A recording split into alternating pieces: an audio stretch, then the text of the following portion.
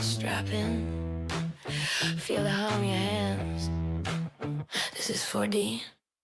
Heat on my palms, grip locked, heart racing. Shoes hit the pedal, whole room shaking. Jersey on my back, hat pulled low and blazing. Every turn I take, got the ghosts I'm chasing. 4D in my veins, feel that fire when I play, when I move, when I break, when I bang through the lane. 4D on my skin, when I lose, when I win, I'm alive in the light of the game I'm in. 4D, 4D, 4D, it's different.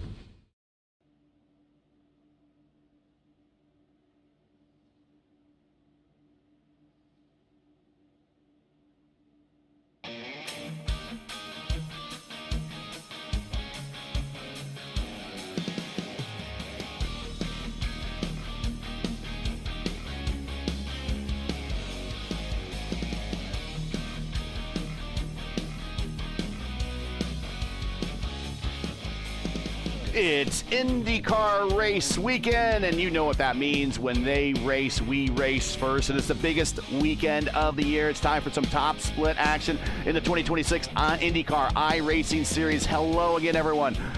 For Antonio Estrada, I am Gary Gonzo, and welcome to round 7 of the 2026 season of the IndyCar iRacing Series. For the special Saturday top split before the 500 presented by 4D Racewear as we wrap up our month of May with the 8th running of the IndyCar iRacing Series Indianapolis 500K.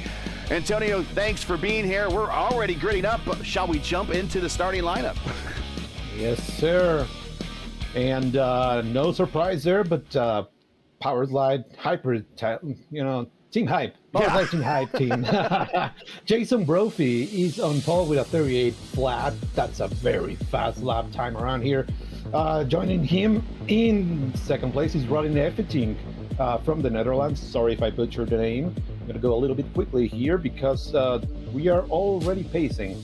My teammate Ty Quilla is going to be starting third, joined by Alan Bretov, who's going to be starting fourth. Jesper Dahlgren is going to be starting fifth.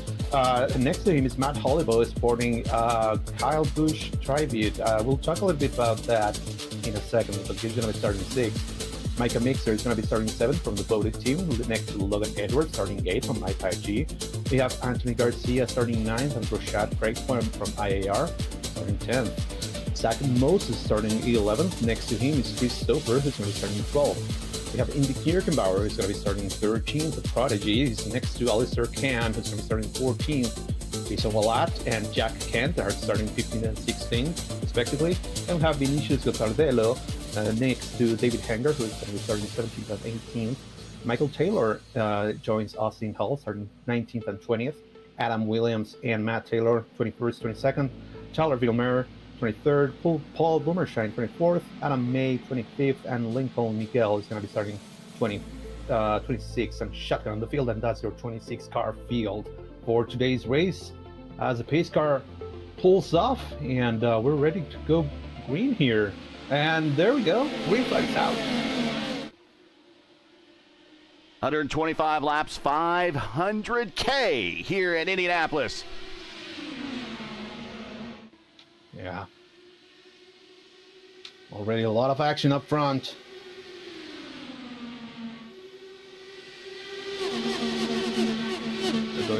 wide there. Oh, car spinning off the backstretch. That is Boomer Shine, I believe. But he is recovered. No caution. No caution. And Rodden Neftink is now, he has made his way by Jason Brophy. New leader.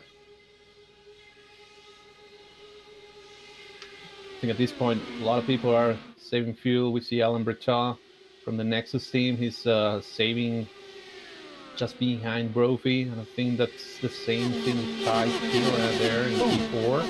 Cars up into the turn 2 exit wall there, getting really close.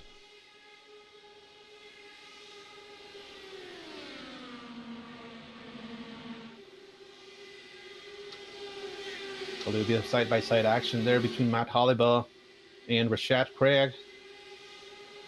Andy Kirchenbauer trying to also take advantage of that. They're going to all freeze by Matt. And still having problems with an update with trading paints today, so we'll give it another shot here. If not, I might have to, on the fly, do some troubleshooting, so sorry about that.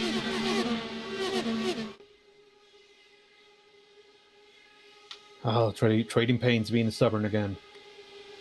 Well, there has been an update, and then there was also an ATVO update, and I'm noticing some things aren't working quite right with ATVO with the latest update that they have. So a couple things on the fly. We'll just deal with it as a midweek update comes in. But thanks for joining us, everybody, on this Saturday before the Indy 500. Alan Berteau goes purple lap that time by. Matt Hollenball goes purple lap. Adam May goes purple lap. So it is getting faster and faster and faster. The translation script is no longer working anymore for, and I know you wrote that, but there's some change in ATVO. It's no longer translating from time to speed in miles per hour anymore. Oh no, okay. Well. And I know it's not. It was working before the update, so I think they've changed something in the update, one of the bindings or something, so we'll have to troubleshoot that. But you'll see everything in time. I'm sorry about that. I do realize that most everything you hear about Indianapolis is in miles per hour, but we will be in the minds of these racers and doing everything in time today. Yeah, well, okay, that's fine. I see Anthony Garcia, he was really trying to make a move happen on Jesper Dahlgren there. Got a little bit too tight. He tried to make it on the outside of turn 1. It is a passing spot, but you know it closes up very, very fast. And you know, most of these drivers have driven around here for extended periods of time. I myself am one of them. I honestly, I don't even know how many laps I turn around this place. But let me ask you that as I'm preparing to uninstall a training paints on my machine. Let's talk about that. Indy fatigue. You know, we hate to say that of a hallowed ground like Indianapolis, we love this place so much, every single one of us, and it's, you know, when you've been here before, you walk into the place, you feel different when you walk into the place. Yes. But when you race into so much at iRacing in the weeks leading up to the fixed 500, then the open 500, and then on top of that, for some of these racers, then go into IIS, although there's might not be as much work going into the IIS as it is for fixed and open, because a lot of these people are just bringing forward their open setup for the IIS. But is Indy fatigue real? I don't know. I think it might be a little bit real. Oh man, here we go again. But then on the other hand, once the green flag drops, that just washes away. I know I've done that, but yeah, this place is still magical, though yeah, we have turned a lot of laps here, because it's not only about, you know, the fixed 500 and the open 500. It's also about the qualifying sessions. Most of us did as many as we could just to try and get, you know, good times on the board, and everybody was kind of one-upping themselves, so it you know, the goalposts were moving of the target that you needed to make the top 33, so you kept trying and trying and trying. And before that, we were also playing around with the setup, making a lot of testing to make sure that, you know, things worked. both in qualifying set and also in the race set. So I don't know, thousands of laps around here, and if we add all of our teammates and myself here, probably north of, I could easily see 10,000 laps being turned during this entire month. Wow. So yeah, I'm very happy of calling this one from the booth. I would say. Kirkenbauer on the high side and 2 around Logan Edwards. Move Indy up to 8th. The Prodigy, former Indy Next Series, and he is on the high side again. Yeah, I think that he's no longer saving fuel. And that was around Chris Stouffer. That was around Chris Stouffer in a new livery. Here comes Logan Edwards on Stouffer to the inside. A little bit more traditional pass this time on the inside, going through 1 and 2. Kirkenbauer also made a move on Anthony Garcia, and now he's looking to do the same move on Jesper Dahlgren. Again, everybody here is saving fuel, but I can see that Indy is not. Look at the closing rate here, and he's going to go to the outside. He's going to try and get nose up front. He couldn't make it this time.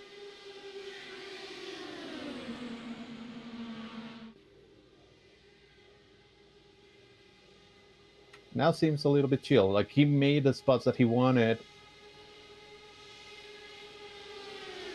Now he's going to take a look to the high side of Jesper. So passing Anthony Garcia is one thing, but now you're getting up to your teammate, Jesper Dahlgren, who you see in 5th on the timing screen as Orman. Again, I don't know why we're seeing his old name here, but catching Jesper is one thing. Passing him, as someone that's done it many times in under practice conditions, as you have, passing him is entirely something different. Oh yeah, yeah, no, for sure. I would say that that's going to need quite a lot of work, especially if at some point Jesper realizes like I don't want to lose a lot of track position here. So it's still too early, but yes, passing him is difficult. Although here he comes Indy again to the outside, trying to make something happen. He lifted there. He thought about going to the inside, but he had a ton of momentum. I think he also realizes that it's the best thing right now is to save fuel as much as possible. Well, let's talk about that. I mean, by nature, but when we're IndyCar sim racers, we know that once we start these races, our mind immediately goes into fuel conservation. But because of the length of this race and about what you could do a stint in these cars, what are we talking about with fuel-wise? What is an ideal number that they'll need to save to get to in order to make this possibly a 3-stop and no more than 3-stop race? Yeah, so typically whenever you're going like full bore, you're going to do 29, 28 laps. It depends on if you're in clean air or whatever. But if you save lightly, you probably will make it around lap 30. However, with 125 laps, then that means that you need to save 1 or 2 laps more, which means that we're looking at them probably running map 5 and probably lifting as much as possible just to make sure that they do not burn that much fuel, which is also why Jason Brophy likely let Rodney Efting go and take the lead, because he doesn't want to be up front. He doesn't want to be the one that is punching the hole in the air for everybody else. So they're going to try and do 32 laps, 33 laps in this first stint. 33 is very difficult to do, but it's doable. But if you do 32 here and then 32 on the next one, you should be able to make it in a one that you don't need to save as much. So anything that everybody else is burning, like we saw Indy when he was clearly in map 1 passing all these guys, I don't think that's going to benefit his fuel consumption. He's probably going to be one of the first piters here. But, however, if a caution comes out at any point, then, that strategy goes out the window real fast. Right. And, well, we seem to have a knack lately of having cautionless or low caution count races here on the channel, highlighted by our Open Indy 500 cautionless Indy 500. a week ago. So we'll see if the racecraft of these drivers continues to hold up. But Indy Kirkenbauer up 7 spots. He's one of your biggest gainer. Adam Williams a little bit further in the back there in the 26th and 14th position. He is up 7 spots. And also Adam May, another Adam, a battle of the Adams in the back here with the, and he's in the Rossi throwback livery, not even a throwback livery, it's what Rossi's starting on the front row with, and he's up 7 spots. Let's talk about maybe their approach. Turn the wick up early in the race. They did most of their gaining all inside the first 10 laps and then dial it back. Is there any benefit to that to pick up some track position? Oh yeah, definitely. Like we saw it in in that open 500 that had absolutely no cautions. My game plan for that one was to lay low, turn laps, be there, and wait for the cautions to start pouring in, and they never came. So I was stuck behind some other cars for a very long time, and again, at first it didn't really matter to me because that was my strategy, just save fuel. And but if no cautions come out, then you're going to lose contact with the cars in front. Right now we're seeing there's a little bit of a gap between not Taylor, Michael Taylor, who is currently running P19, and Adam May. That's a 2-second difference. This group has lost the track. So unless they start working together, that's Michael Taylor and Austin Paul and Matt Taylor, who's also in this group, they're not going to be catching them if there's not a caution. So yes, it benefits greatly to try and make something happen. Because track position is very, very important, especially with the additional weight that these cars have now with the hybrid, yeah, and the way that to use the hybrid as well. So yeah, just to give you an idea, both Plendy and Ty and myself, we were very close to each other in that open 500. My approach was to save fuel at the beginning. Their approach was to attack a little bit more. They ended up in the top 10. I ended up 19th. So yeah. We already have one retirement. Lincoln Miguel has retired in 26th position. Not sure what happened to him. Micah Mixer also started this race in the 7th position and is now on. I've already made a pit stop and had some repairs done on pit road and is 10 laps down. He is in 25th, but currently running right now. So the top 24 on the lead lap here at the Brickyard. Starting off race weekend here. It is the biggest race weekend of the year. No Monaco this weekend. That is going to be falling to the Formula One crew to go to Montreal to circuit Gilles Villeneuve. But nevertheless, a big race weekend, and on top of that, a very solemn race weekend with a loss of one of the giants of racing. Now, I'm not a big NASCAR fan, but I recognize talent, and someone that has the most wins all time between all 3 NASCAR series definitely qualifies you, I believe, as one of the all-time greats. And that is the loss of Kurt Busch this week. So thoughts and prayers to his friends, his family, his sponsors, his teams, everyone that had a love and a role and a stake in him. I deeply, deeply am sorry about going into this big race weekend and what you might be feeling. But we are all thinking of all of you. And, it's a shame because we'll go back to the car that Hollenball is racing here. That was going to be back in about 2018, 2019. There were plans for him to be and make an attempt in the Indy 500, and that's what his car was going to look like in concept drawings. And they had a number and everything on hold for him. And unfortunately, just with life and how everything just worked out, we will never, ever get a chance to see that. Yeah, such a shame. And Kyle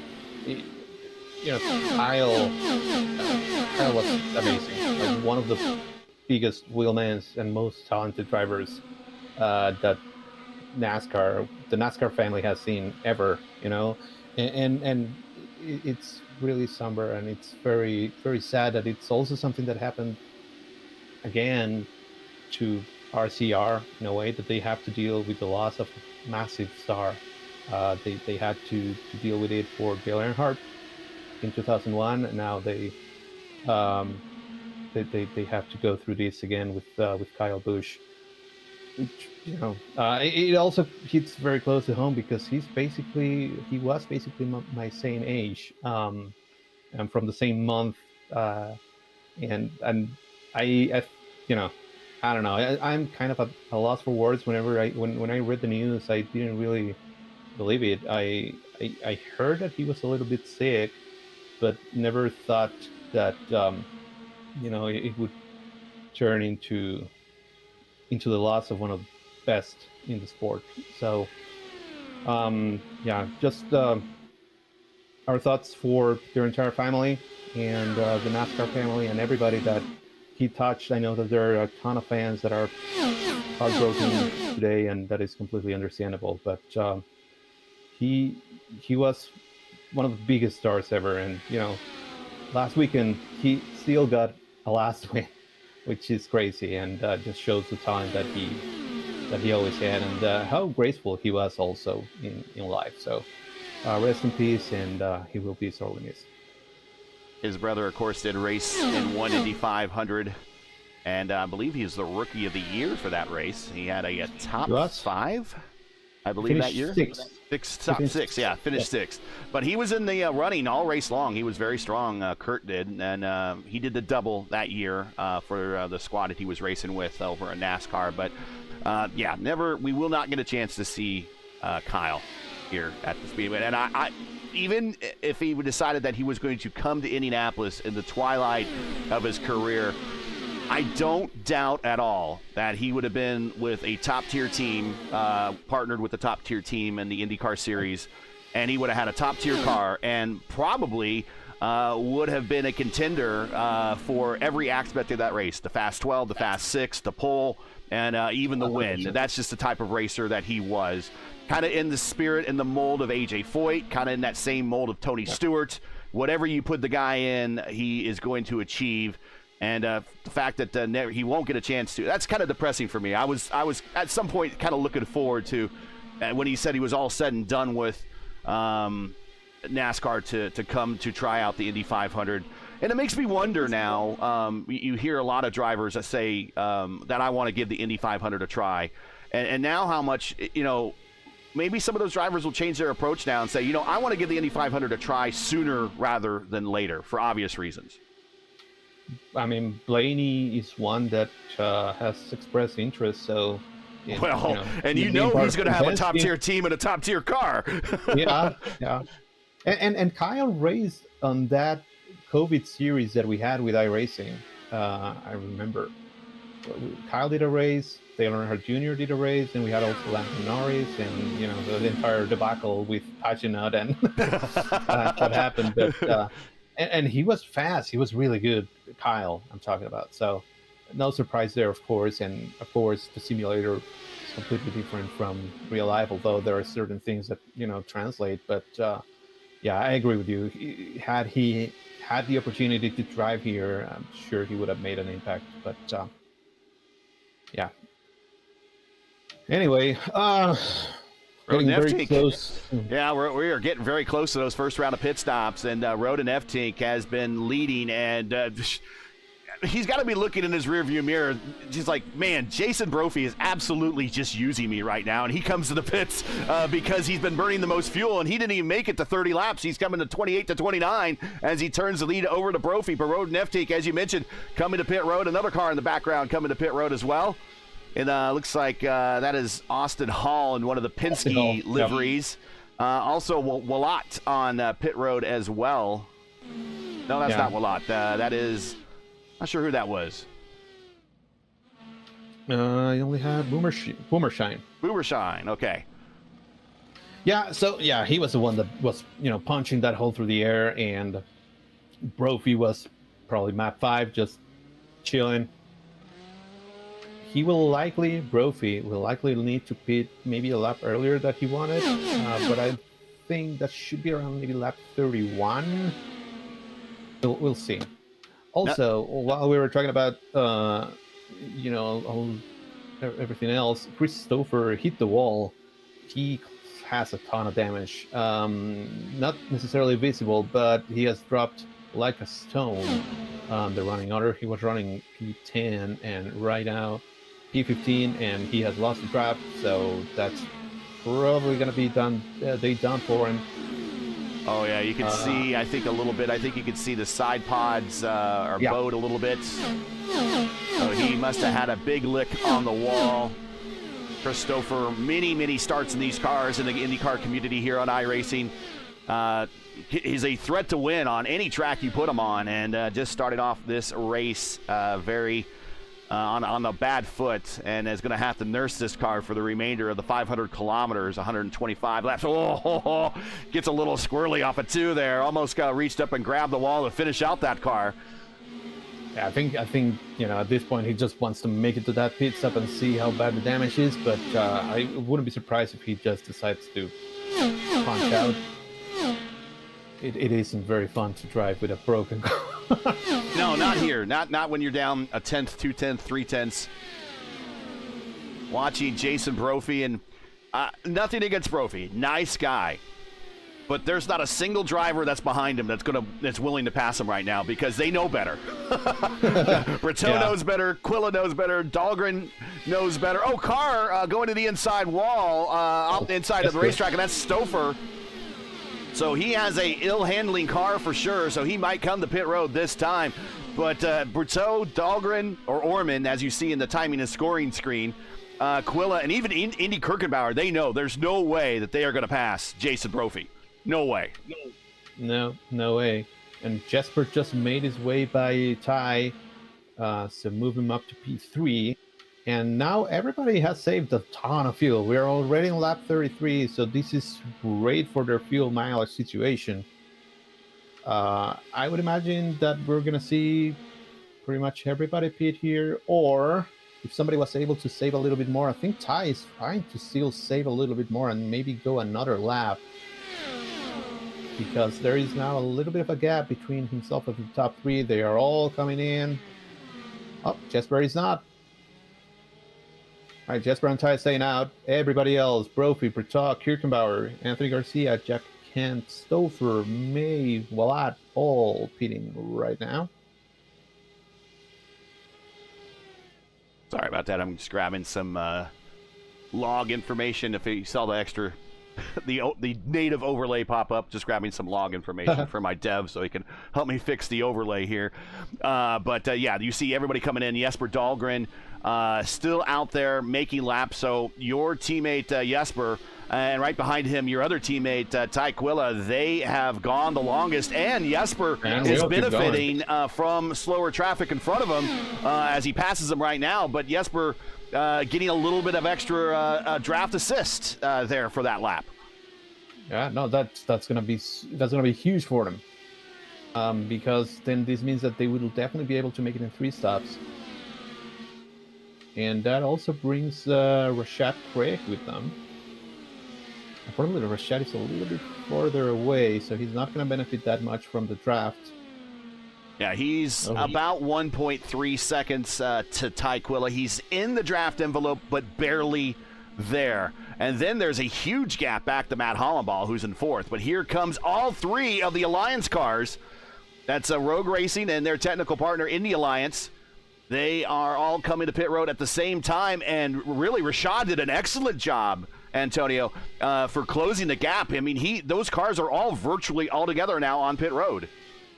Yeah, he closed that gap a ton, and that's probably going to benefit him as well once they come out.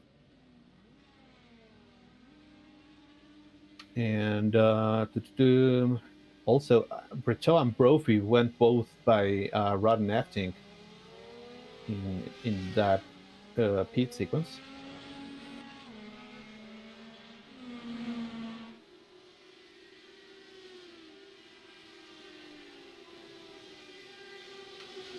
Ty and Jesper, they're going to come out in front. Let's see if they're able to hold it. I think Jesper will. Brito has a ton of speed here, a ton of momentum.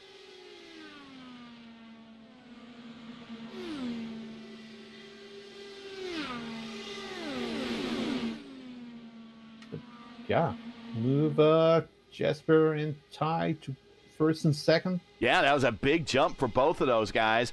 And now Jason Brophy is now in the position of where these three were that have jumped him on this pit stop. Brophy is now back in fourth. Roden Eftink was the leader for much of the first stint. He is back to, Chris Stover got the car repaired. He just set purple lap. But Roden Eftink, as he's getting passed by Indy Kirkenbauer. But remember, Eftink was leading much of the first stint. He is now in sixth after that round of pit stops. Brophy picked up the lead. He has now come back out in fourth. And Dahlgren, Quilla, and Brutto in pretty much not exactly that order, because I think Brutto was he came in third and is still currently is third. Carden DeWall in front. No, Jesper Dahlgren. What happened? Oh, I don't know. Probably a mechanical of some sort. That is so unfortunate. I think it might have been his headset. He has had that issue before. He has now disconnected. And we didn't get a caution, so... Oh, here it is. You see what happened. It looks like he goes to the inside. He's already lost, has some sort of mechanical happening this time. Oh! Ty sneaks by, so does Brutto. And another mechanical gremlin for Jesper Dahlgren. Man, that's rough. And now Ty Quilla, who had a rear gunner a lap ago, has no wingman whatsoever. And he is now out leading this 500. Now, that's the good news. And also the good news on top of that is he won the Wednesday top split here at Indy. Jesper Dahlgren won the Friday top split here at Indy. So the previous winners were in up about a lap ago, but here's Ty Quilla. He's reached Paul Boomershine, so he's able to draft off Paul a little bit, but Paul down on speed, obviously. So I don't know how long Ty can actually benefit from running in the draft of Boomershine. But now all of a sudden, Ty Quilla, who had a teammate, no longer has a teammate. And his closest associated teammate is Matt Hollenball back in sixth, who's about a half a straightaway away. Yeah, I think Ty is really trying to make something happen with Paul Boomershine here. But yeah, clearly, since these are open setups, there doesn't seem to be a lot of top speed in that car, and he's not really benefiting a lot from it.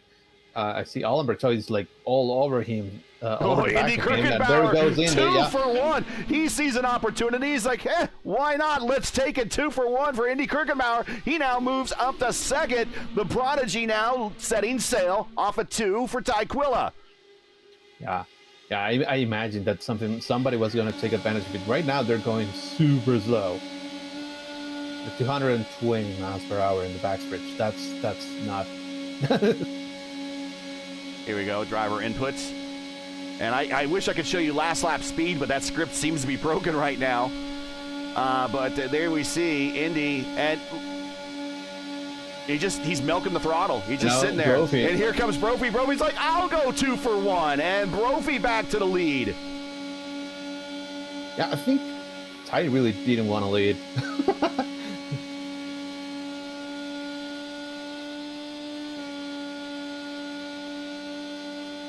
Jesper is coming back, apparently. Huh? I don't know how he survived that. He does have a meatball flag, but... That's Jesper. That came into pit road right there. We are watching for the in-car of Indy Kirkenbauer, who is just sitting in third. And you could hear... maybe you don't, for those watching who don't do a lot of IndyCar races here on iRacing, and that's all I do. That's all I race. That's all I broadcast. I can hear the engine tone of his car. He's very much lifting and coasting, and there you go, dropping a gear, a little bit of a lift, and he's saving fuel right now. He was a man on the move. He picked up some track position. Very opportunistic move. And yeah. I think there's room for that still in this type of race right now. But he's being very patient right now, the Prodigy. Yeah, very patient. And he was able to do 33 laps on the previous scene, which is right on the money of what they need to do. However, they're still trying to eke out as much as they can, because that's going to mean that you on that final scene you'll be able to go full power, longer. So um, yeah, it's a bit of a gamble.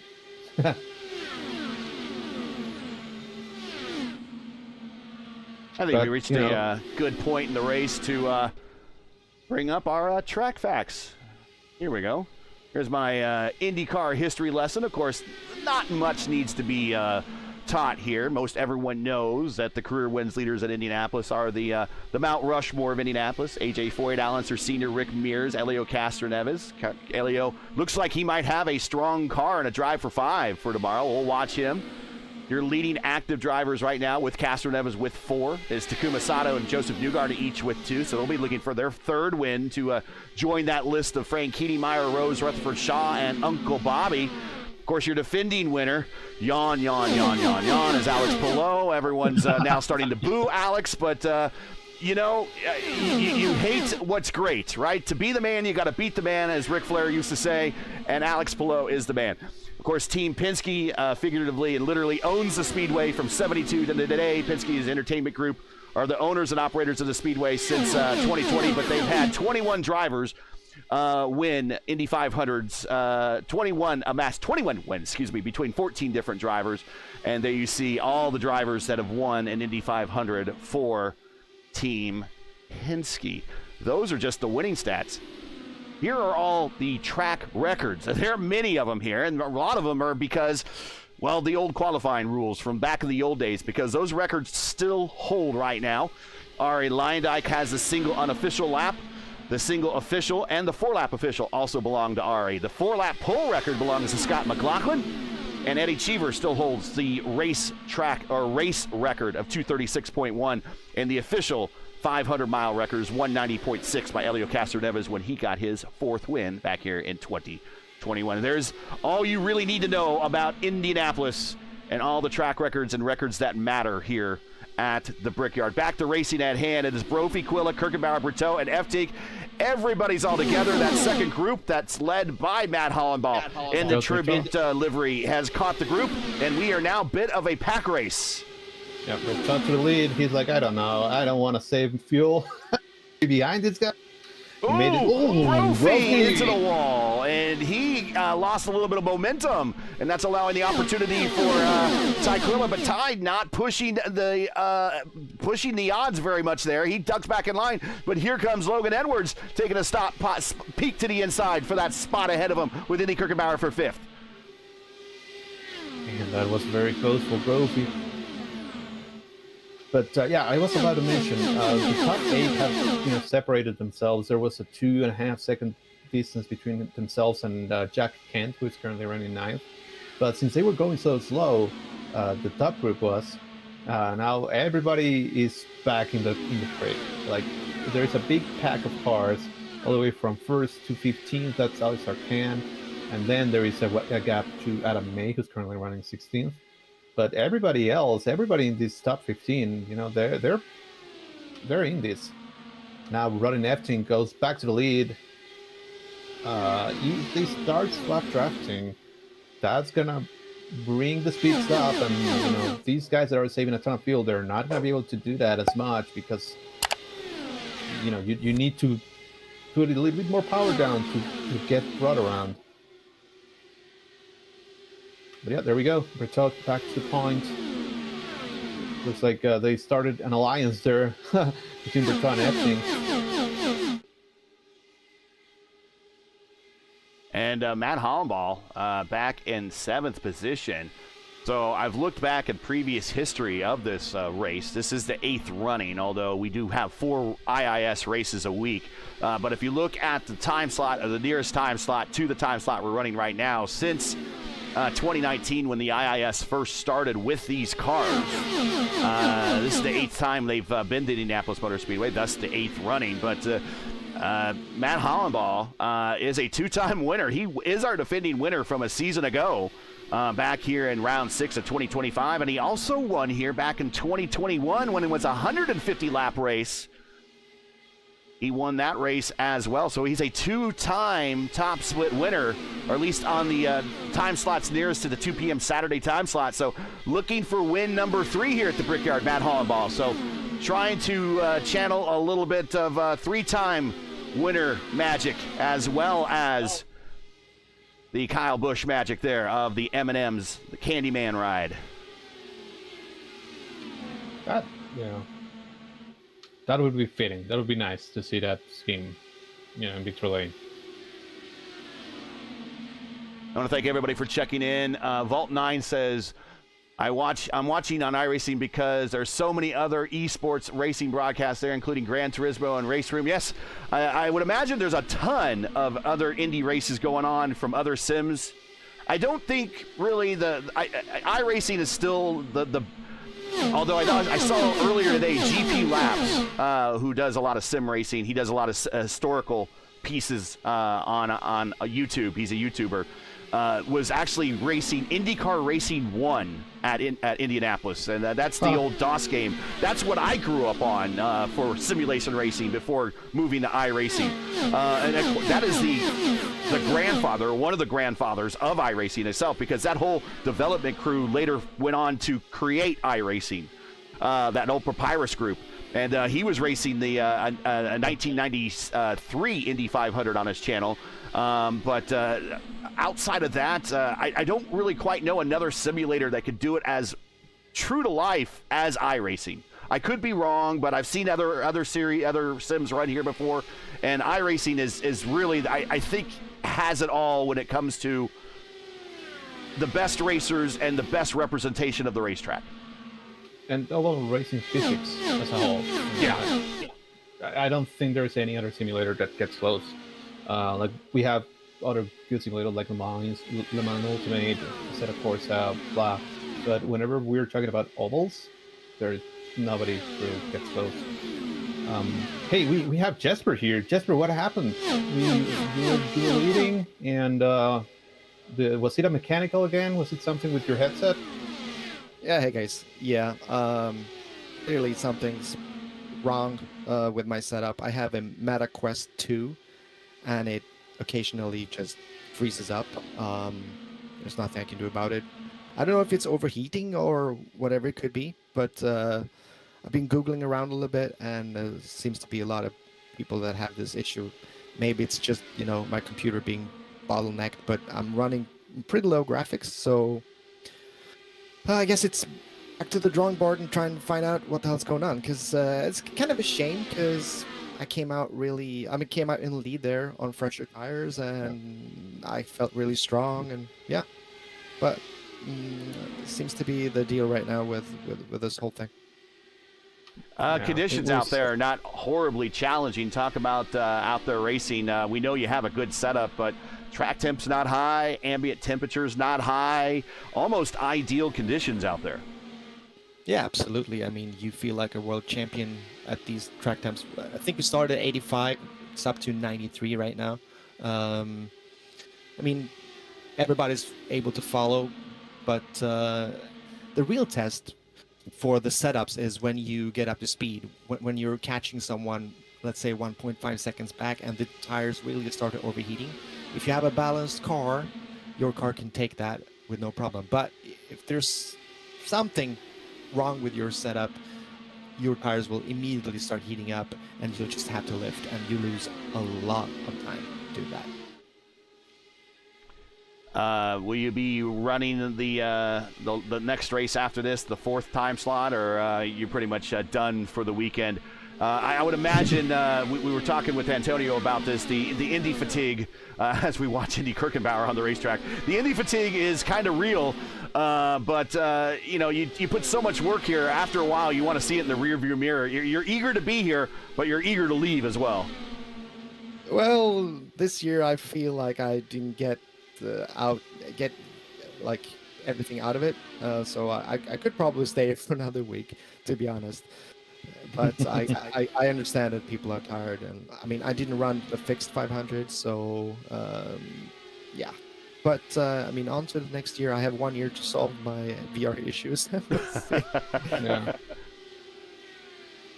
Well, or sorry, Jesper, that happened to you. Yeah, we were watching. Well, you and I had a good strategy, and then all of a sudden you were in the wall.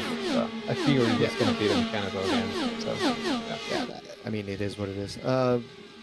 In the pack, you were able to do 36 laps. I mean, doing 5 miles per gallon, no problem in these conditions.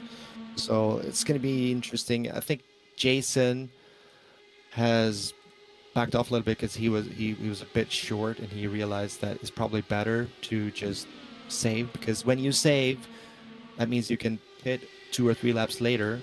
Yeah. And the guys like there back goes Rod. P18, P16, P17, they come out just in front of you, so you'll have the tow. yeah, and just like you were talking about, Rod Efting, he's already in pit road. He's not gonna be able to make it in 2 more stops, actually, unless he starts really saving on the next stint. But everybody has been very committed to doing this. There goes Ty Quilla, and then he's also taking Indy Kirkenbauer with him. But like you said, Brophy took the lead, and then was like, I don't want to be here. I want to be saving fuel. Yeah, but the thing is, Ty doesn't need to save any fuel now. He's good, so he's gonna go full push to the end.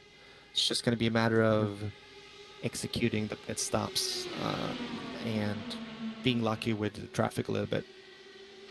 On the other hand, he could also keep saving a little bit more and then have a shorter full at the end. Yeah, that's true. But I mean, considering how good the car is, maybe he doesn't like.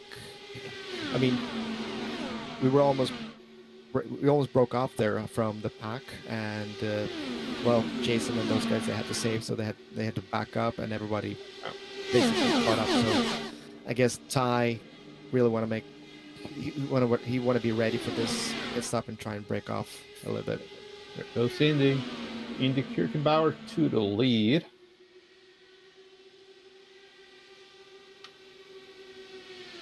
He's up 12 spots right now. But Adam Williams is your biggest mover so far. He's up 13. He's currently running P8. But yeah, we're in the window here. I would imagine most of these folks still have a couple of laps in the tank, maybe even 3 laps in the tank. So we'll start seeing the pit stops in a little bit more. Yeah, we're looking at current stints. Indy at 29, Ty Quilla at 27, Berteau at 29, Brophy at 29, Edwards at 28. In fact, I can show you that right here on the overlay. Stint length, there you go. There you go. And the closer to 30 you get, such as Williams at 8th, the closer, the more likelihood we are looking at a pit stop. Yeah, and the ones that can go the furthest are Ty Rashad and Zach Moses there in P10. Those guys went into the pits lap 35. They stretched it as much as they could. And yeah, that puts them with maybe still another 5 laps in their tank. 4 laps or something.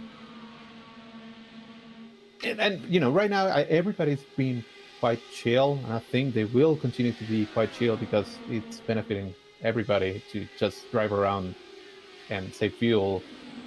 But man, that last stint, that's gonna be crazy. Especially if the track temperature doesn't rise a lot.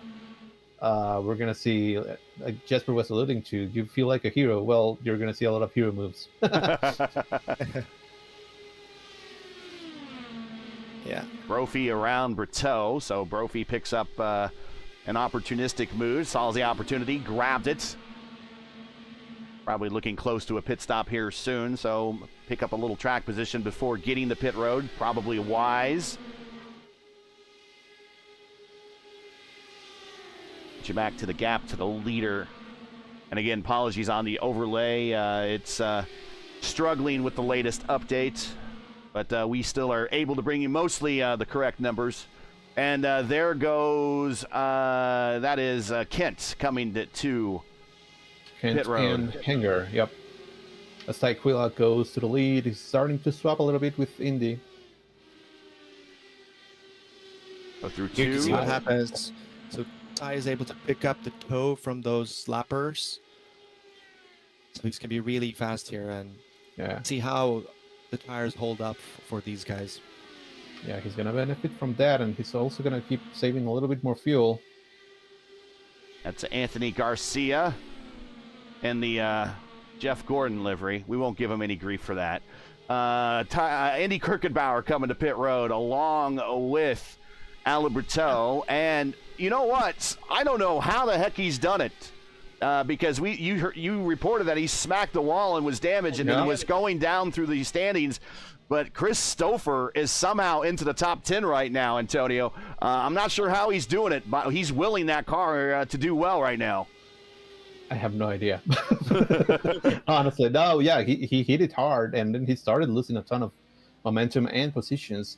And we talked about it. We figured it was going to be day down for him, but here he is in the top 10, and he's not off sequence or anything like that. He's genuinely there. So watch out for him. He's still part of this lead group as Brophy makes his pit stop right on fuel lap 68. He was able to save a little bit more.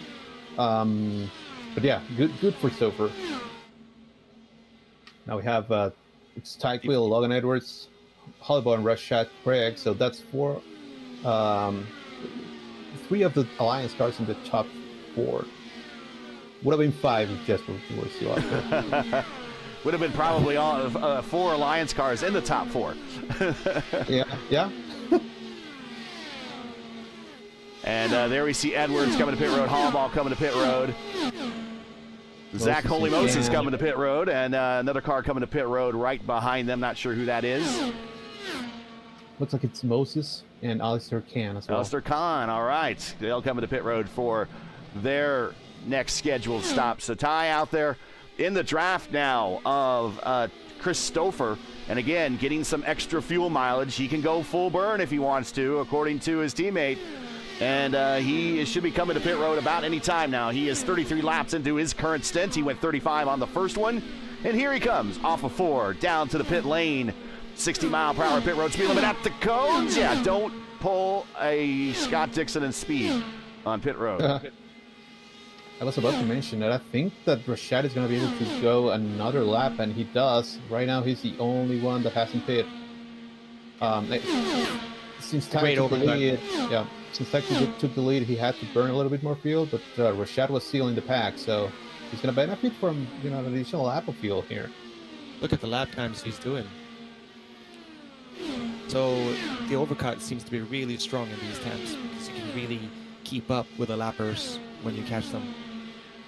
Here comes Rashad Craig, former Open Series champion, coming to pit road for his scheduled stop. We'll see where he merges back in. Tyquilla, who is second, and is now on the middle of the backstretch coming off of pit road, ahead by a decent margin over Roden F-Tank, and ahead of Jason Brophy, who is behind F-Tank. So we'll see if Tyquilla can catch up to Rashad Craig, who is sitting still up on the air jack, still on pit road, down. New set of Firestone Firehawks on the car, full tank of Shell Racing fuel. He's down and away, moving, but he's at 60 miles per hour now. When he gets to those green cones, he can come off the button and try to bring that car up to speed as quickly as possible. Here comes the leaders, and they pass him in the short chute. Let's see where he ends up merging back in. Yeah, he should be in the draft of the car in front of him. By the way, hello. And we have Matt Hollenbaugh, who has now joined us. And we missed what happened, Matt, by checking in from the infield gear facility. I gassed it out of my pit box and laid on the hybrid button to attempt to beat Logan Edwards out of the pits and spun it out into the wall. Race ended. Oh. Last year. All right. Well, other than that, we did get a chance to show your tribute livery on the car and talk a little bit about the history of it. But how was the race for you out there? No. It was going good. I was just out here saving fuel. I set a few, I think during like those big checkups when Brophy was trying to get out of the lead. I set like a 5.43 mpg lap, which I think might be my new personal best around here. Like we were all just saving gas, trying to extend as long as we could, and yeah, it just didn't end up working out for me. That's unfortunate, man. I just have this motto when I crash out, like at least make it be funny. This was funny. I'm still pissed as hell right now, but like, well, that's the only thing. I mean, that's what you get. You can only laugh about it now, right? Yeah. I just wish I didn't do it in the Kyle Busch livery. Like, he deserved better. Just like all in all, and just still doesn't feel real. Well, let's talk about this weekend coming up, though. We got Jesper Dahlgren and Matt Hollaball in the booth here with us. Both are retired early. I think we've been caution-free, so we have not had a caution yet here in this 500-kilometer race. But I'll turn it over to you guys. Who are your predictions for the 500 in the race tomorrow? If we go racing, right now weather is not looking so hot in Indianapolis. Usually I check out all the broadcasts, like all the practices sessions, and trying to look on the onboards to see who looks great. But I haven't really had time this year, so I mean, Ericsson Rosenquist. That's your answer.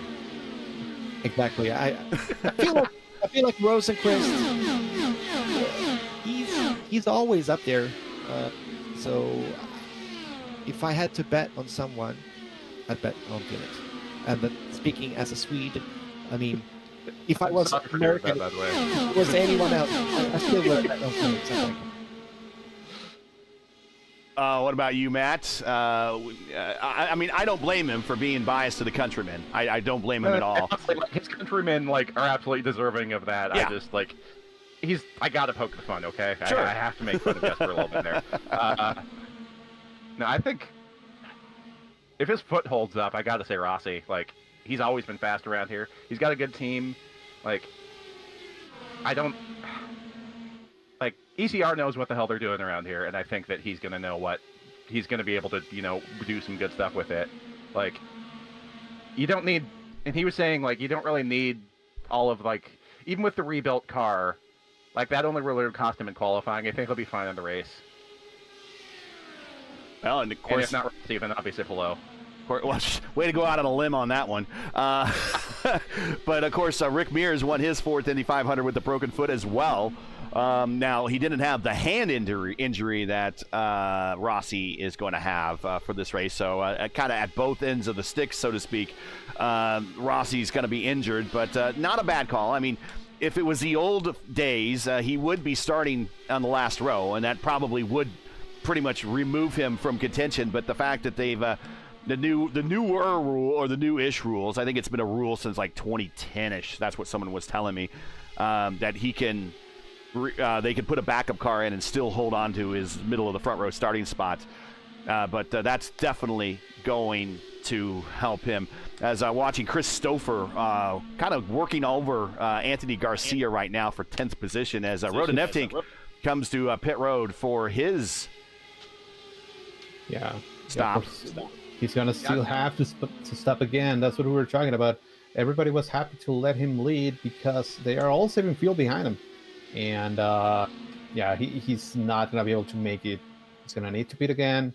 That's everybody else. They're just waiting until they get to around lap 100 or so, maybe a little bit earlier than that, to make their final pit stop and then go full push from there. I think 95 would be probably where you would stop and then be able to effectively go full push. Maybe not quite from 95, maybe 96 or 97, but I'm not really sure what Roden's game plan is here, other than just try and maximize the tire life with clean air. But even then, that's an extra stop. I mean, you can also lead a lot, and then if a caution comes out at the right moment, then that's going to benefit you. But it seems that we're going to get another caution-free one. I'm knock on wood. I'm not going to say I don't want to jinx it, but because the strategy so far is very interesting. But we'll see. As now, Ty Quilla and Jason Brophy, they're starting to swap the lead, trying to build a gap to Indy Kirkenbauer there. All right, well, I have 45 seconds of optional remaining, so I'm gonna kind of see how it does. Maybe run another lap or two, and wait. Actually, how many cars are on my lap? I haven't been checking. I had to reset the overlay, so go away. There's Paul is 8 laps ahead of me, so I will be staying on pit road. all right. Well, so that's your picks, Pelot and Rossi. Those are your 2 picks. I'd say Rossi then Pelot. Okay. All right. Well, thanks for joining us here in the booth. Without the easy answer, I'd say Pato, and then probably Pato and Rossi would be my 2 picks. Like, I'm locking in with those. I was mostly just saying Pelot, just because that's the easy. That's low hanging fruit. The absolute easiest one, right? I know. Yeah. Well, even when I said, but it's easy money. You probably, but I'm sure the odds makers aren't allowing you to earn any money off of Pelot, knowing how good he is. But pole sitter on top of that. Although it has been since 2019 since the last time the pole sitter has won the Indy 500. Believe it or not, it's been that long. It's not an easy race to win, man. No, I mean that might just mean it's time for it to happen again. Exactly. Yeah, it might be time for it to happen again. Of course, Rossi was in the running for that race. The last 2 laps. To pick two drivers, I'd also pick among Felix or together with Felix Malukas.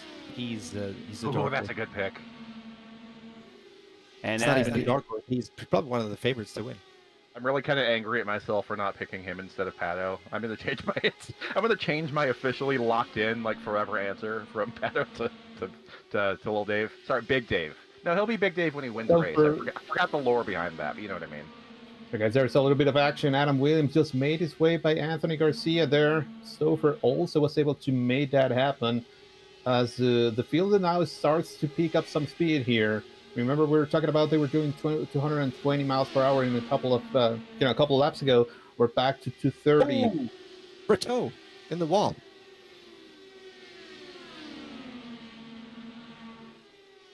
I think he has damage from that. I have to go back and watch that as Rashad is making his way by him, but he's getting into the wall off of. Got it. Oh yeah, that was actually a pretty sizable lick in the south end of the racetrack and in the short chute between 1 and 2, and he is trying to recover that damage. Yeah, I don't see damage here. I think it may have gotten away with just a no damage 2X. I had a few of those during the 500 this last weekend. Yeah, the wind is really hard, especially out of 2. It's like 12 miles per hour wind, crosswind there, really pushing you out to the wall, which makes turn 4 really easy actually to drive full throttle. That's the only easy corner though, because you have this weird diagonal crosswind, so you don't have proper a headwind into any of the corners except for 4. Yep. Well, it looks like Brito might be back at it here. So he did luck out on that one. Rashad still not attacking, is wanting to use, big high exit for Brito that time. So he might be feeling some ill effects. Here comes Rashad, but I don't think Rashad really wants to pass him right now, as they're still working on fuel for one more stint. Yeah, but we're starting to see separation between this entire group. Now Jack Kent, he's almost a second behind Rashad Craig, and he's starting to get into. There it is. There it is. Oh, 3-car incidents. 3-car incident involving Austin Hall. Rodin Eftink. And you know what happened? I think Ty. Oh my God! Hit Jason. I think Jason has suspension damage on his left rear. Oof. Austin Hall just missed it coming out of pit road. He clipped the grass. Here's Hall. He comes off of pit road. He's off the button now. We'll see what happens. He's trying to he's trying to keep that corner as tight as possible. And my goodness, the leaders had to go through the grass. Walat misses it. Eftink gets collected. Matt Taylor is involved. The 24 is involved. That's Vincius. And Brophy. I think Brophy has severe suspension damage on his left rear. He's going to be stuck here on pit road. We'll see again what happened here from Brophy and Ty Quilla. And Brophy, there wasn't even contact. That had to be netcode contact of some type, because there didn't even seem to be any physical contact. Yeah, we're on going the to see in a moment screen. if he's going to be stuck in his pit box or not. If he's stuck, then that's race over. I haven't heard anything about if he has a meatball or not in the voice chat. Let's watch again from Ty Quilla's point of view. Yellow's not out yet. So you see the light on the screen there, still green. His dashboard will light up yellow. Now yellow's out. The lights on the tracker are on. Brophy's clean. And then Brophy was solid, and he was slowing down, and Ty had a full head of steam. But it looked like there might have been some netcode contact as they kind of do a Santino Ferrucci and go down to the grass to avoid that. I think Brophy's fine. He just went out of the pits ahead of Ty, so if he has damage, he didn't. It was optional, and he didn't take it. And Ty did come to pit road. Kirkenbauer come to pit road. Logan Edwards came to pit road. In fact, everybody came to pit road. Brophy coming to pit road manages to leave in front of everybody. Yeah, this kind of kills the strategy, though. We all know what's going to happen now, right? No one's going to want to lead here. This is a maximum fuel save stint, because we're at about 100 miles to go. We're right at 40 laps to go. We're at 39 to go. This would be a Rossi. There you go. We'll mention Rossi one more time for you, Matt. This is a Rossi level fuel save if you want to make this on no more stops. I mean, yeah, it's dual. There goes Berto with a bit of a pump fake. I thought that would have been a good move. I mean, that's still topping off the tank. It's not a bad idea. It's not the worst idea in the world, especially if you're towards the back. I don't think if you're in the top 5 you would do that. You should do that. But yeah, everybody's going to try and save as much fuel as possible because it's technically doable. But remember when we were talking about that they were finally back to 230, 232 on the on the straights? We're going to be going even slower for this stint because everybody's in that starting. We're going to see, 210, 215. Yeah. That's what we're going to see now. It's going to be a funny pack race because people... some will actually go ahead of some others, but they're still not going to go fast enough. They're going to be in a crazy.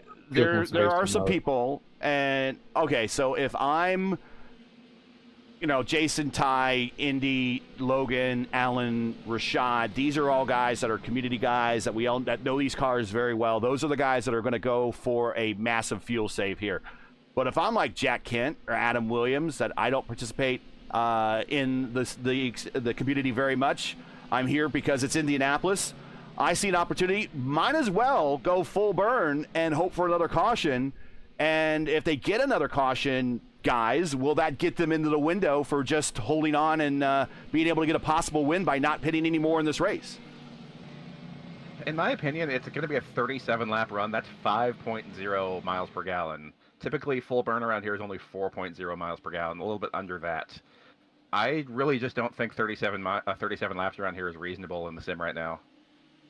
I think it'll be faster to make a pit stop. Green flag is out. We'll find out. And to ruin the mystery. So far it doesn't sound like they're trying too hard. And that final Rossi stint from 2016 was 36 laps. 36 laps. Yeah, we're trying to go 37 here today. Like I said, Rossi level, and we're going to go 3. Well, Indy thought about it, and wisely decided to tuck in behind Ty. Ty's going to tear off here into the distance. Yeah, I mean, technically, this works, because if you go full push here in the lead, no one's going to be able to make 37. So it kind of makes sense. Yeah, I think that the real question will be tires or no for that last stop. Because, we're just over the edge of of like what is maximum possible for a fuel tank around here. So it might be close at the end, depending on what your decision is there. Did you guys do any double stinting on tires in your testing leading up to any of the 500s or this race? No, you just lose all your maneuverability after like 20 laps of pushing. You see the track conditions. If you're in clean air, it can potentially work, but if you are at any point in dirty air, it's not going to work. It's not going to work. I would not risk it. Track conditions, 94 on the track temp, up a little bit, not much. Oh, Logan Edwards into the wall there, off of 1 into the short chute, but 71 on the ambient, so very comfortable conditions at the Brickyard. Great conditions if you're watching the race. I will say that for a fact. If you're in the stands in the real world, 71 degrees in Indianapolis, that's awesome temperature right there. It is Ty Quill, Jason Brophy. Indy, the Prodigy, is in 3rd. Logan Edwards 4th, Alan Berteau in 5th, Rashad Craig 6th. And then we got the dark horses of Jack Kent, Adam Williams in 7th and 8th. Chris Stouffer has recovered to 9th, and Anthony Garcia. I almost called him Andy Garcia, like the Godfather. But I tell you what, if he wins this race, even though he's in a Jeff Gordon livery, he might pick up the Godfather nickname.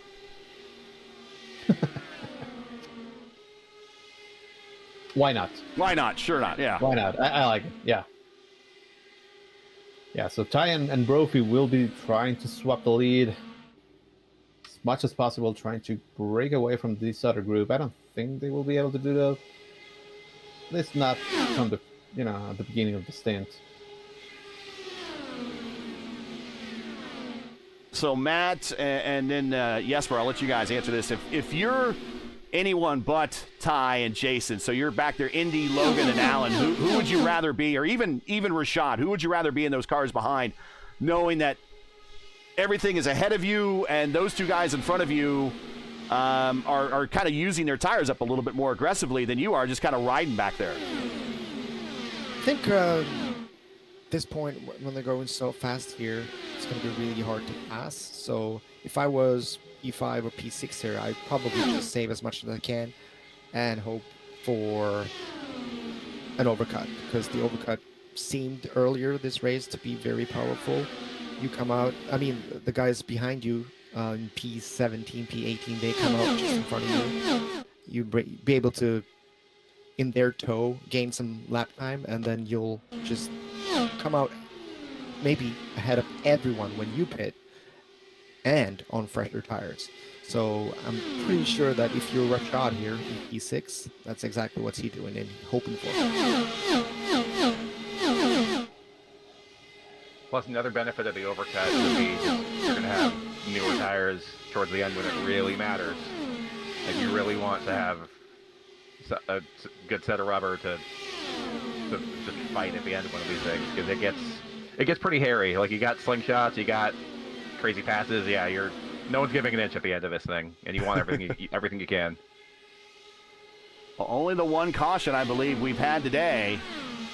Man, I jinxed it, didn't I? I started talking about it. We both jinxed it. So, but still, one caution is still pretty good. I mean, I'm looking at the stats earlier in the week. The Wednesday top split was 3 for 8. The Friday top split was 6 for 18.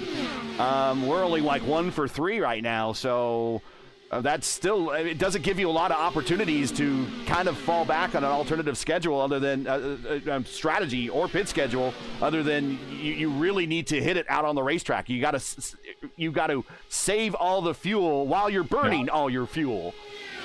Yeah, that's a winning strategy, right? Like go ahead. Yeah, so that's the winning strategy. If you have no cautions and you're able to save an entire pit stop, that's it. That's what wins. And that's why we'll kind of do it. Like, whenever the green flag drops, we start saving fuel automatically. But yeah, once cautions start coming out, then it really changes that up. So yeah. Well, Matt, go ahead. What I was going to say is that was the first yellow that you guys have seen at IMS in weeks. Yeah, that is the case. We had only one caution in the fixed race, and then we went like 190 plus to finish that race out. We had no cautions in the open race, And you're right. This is our first caution since like lap 4 of the fixed race. Oh, here we go. We're going to pit road. Brophy and Quilla. They decided they're going to split this last stint in half. That's very smart. Go early. Big undercut. Go early. Go together. Plus, if a yellow comes out, they've already completed their last stop. I think Jason just said he sped. Black flag, Jason Brophy, pit road, Oh, speeding, no. coming to his Really- final pit stop, and unfortunately, he just pulled Scott Dixon. That'll And also that- really hurt Ty because he has no help now. Yeah, that's what I was about to say. That not only takes Brophy out of the race, but that's also going to really affect Ty because he's not going to have anybody to draft along with. So, man, that is a shame. There's Logan and Indy. All right, so that might bail Ty if he's able to catch up with him. And that's interesting that you talk about losing the dance partner. We go back to one of our coverages of I think it was the fixed 500 that we were covering. No, it was the open 500, and Oster lost his dance partner when he had Alexander Russell was going to be his dance partner, and Russell sped coming to pit road. Right. And Oster kind of said, that was, I was doing well until, now they're going to pop out with Brophy. We're watching Edwards and Indy Kirkenbauer on pit road. But, yeah, even Oster said he kind of lost his dance partner, and that's kind of when he felt like he kind of lost the race. I really Yeah, think that 100%. this puts Rashad and Bertel in the catbird seat here. All right, so They're Ty is going to gonna be make lost the it. whole way here. Yeah, Ty was able to make it back to Brophy because of that 40-second hold. That kind of timed it perfectly, where he's still gonna be able to swap with him. He's gonna want to be in the lead here. So let's see if I will let him or if I want to swap.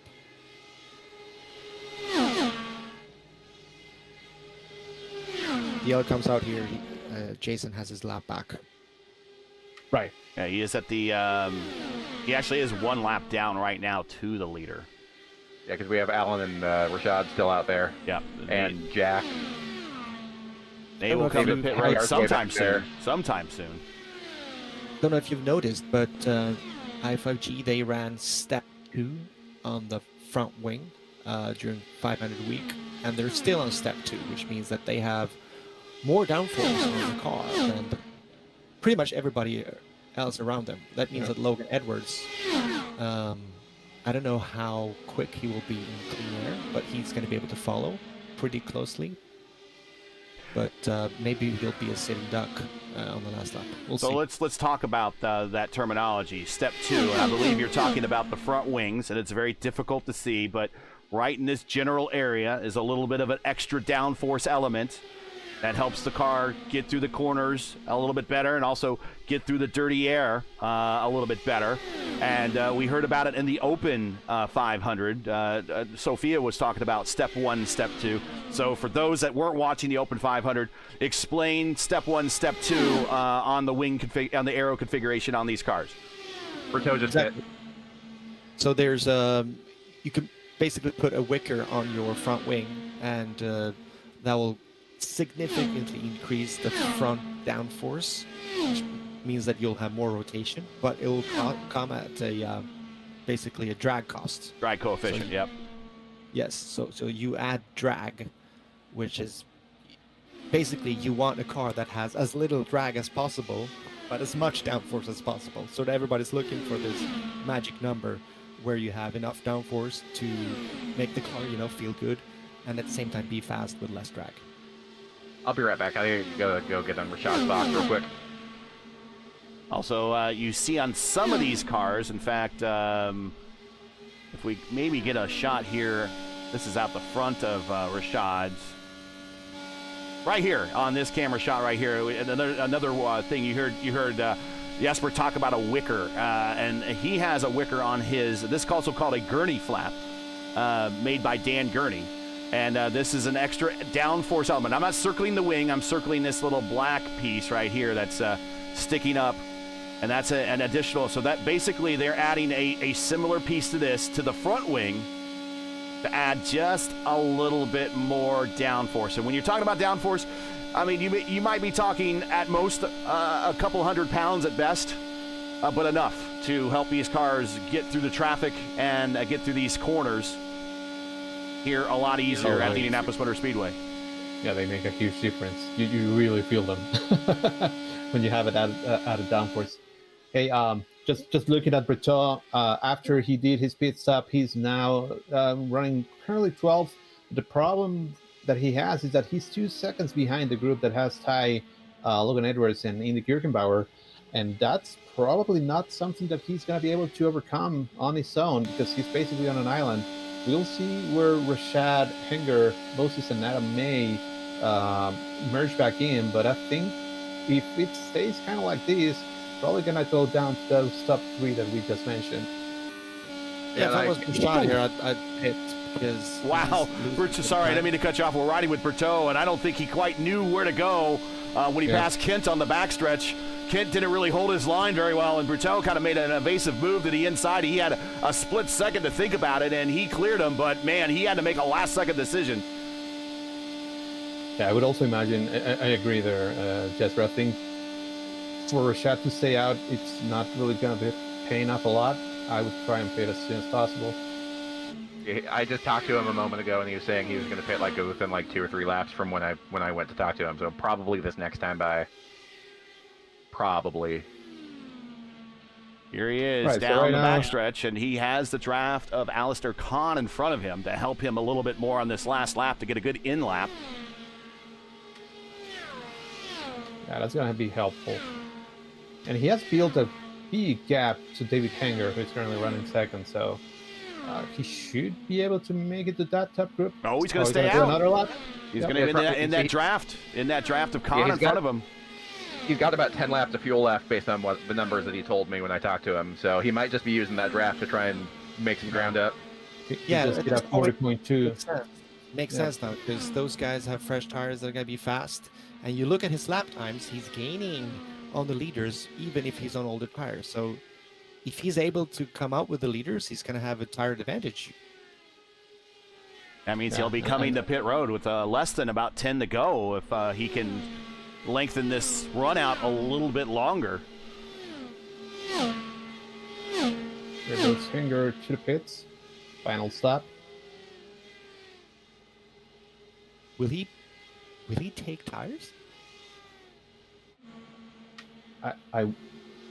If you don't take tires, there's going to be like a 5 second, well, no, like a 4 second difference, right? So you're no longer going to be waiting on the jacks.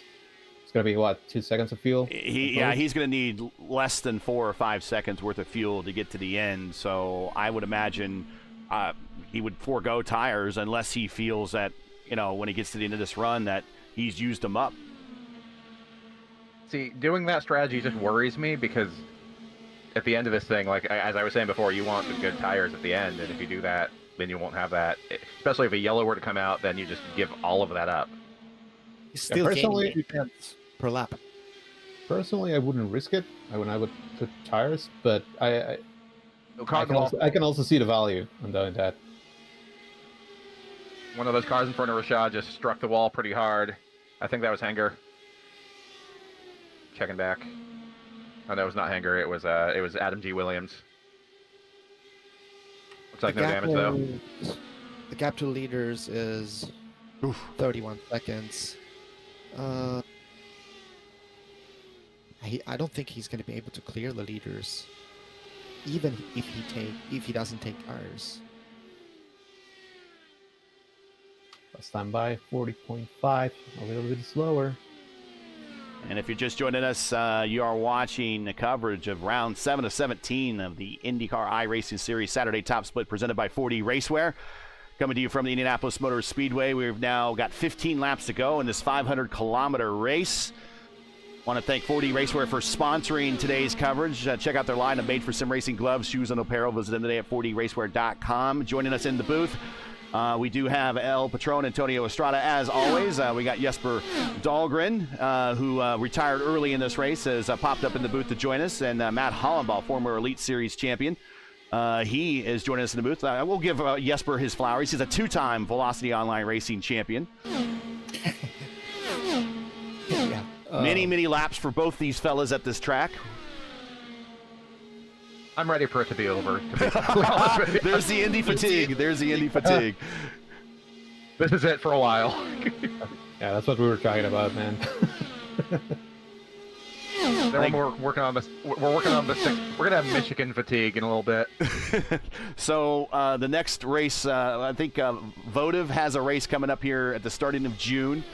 And then Dark Horse will have a race here. Those will be our next 2 races here at Indianapolis. And then after that, for me, Horse holes. the next race won't be until like August. Oh, big hit for that is Williams behind the leader in the wall off of 2. But he's still going. But Rashad Craig's still leading. But the next Indy race for us here on the channel will be in August, back for Season 3 of 2026 of the Indy Oval Series when they go to Indianapolis for round 10. So even Robert, when he made that schedule, says, I think Indianapolis should be very low on that schedule. We're not finding one again. Yeah, Rashad is doing a fantastic job here. He is in the toe of these guys in front of him. He gained 2 tenths on the leaders there. Yeah, He's maintaining a pretty nice gap there. I think he might be very well in contention for the win here, especially on those newer tires at the end. I sound like a broken record. I am so sorry. I would not take tires here if I was. Yeah, at this point, with only 10 to go, or 12 to go, roll the dice. Might as I'm gonna get well. on It's his butt Indianapolis. and ask him and just kind of put that in his head.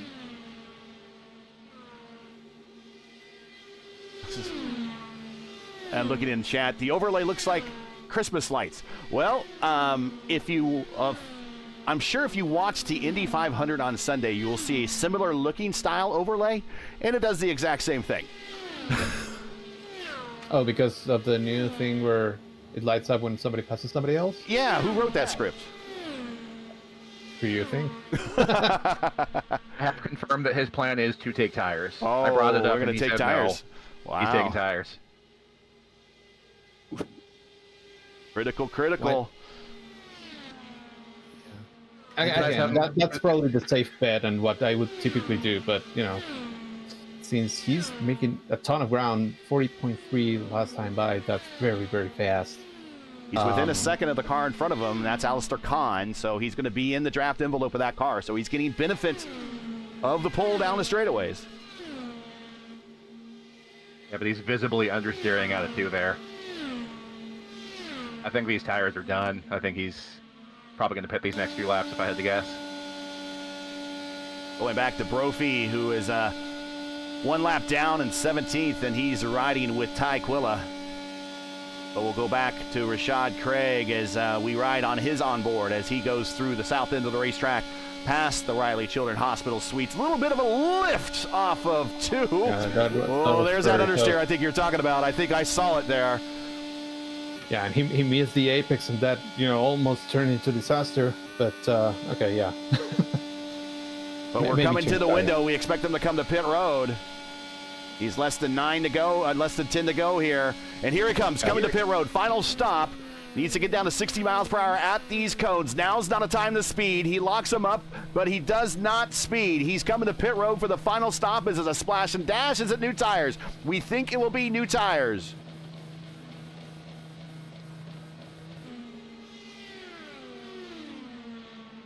I think it's going to be very close to blend here.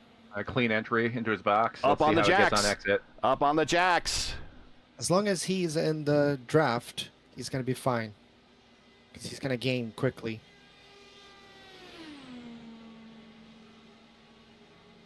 Here comes Ty Quilla coming through 1.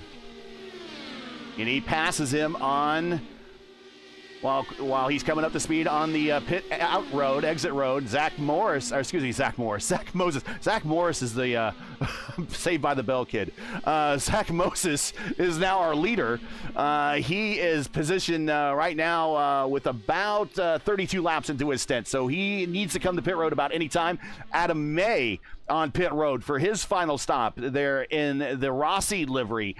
He's on pit road now. So Ty Quilla will pick up that position on pit road as the Adam Mays coming up the speed on pit road. There we go. We see Quilla move up to second.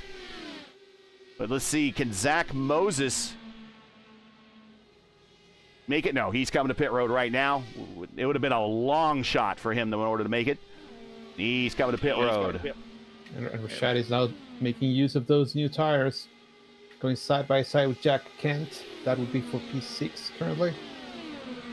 Kent doesn't want to give that up. He's looking at a nice inside the top 10 finish. And he's still going to race them, but those new tires eventually are going to win out there, especially right there in the apex of corner number 4.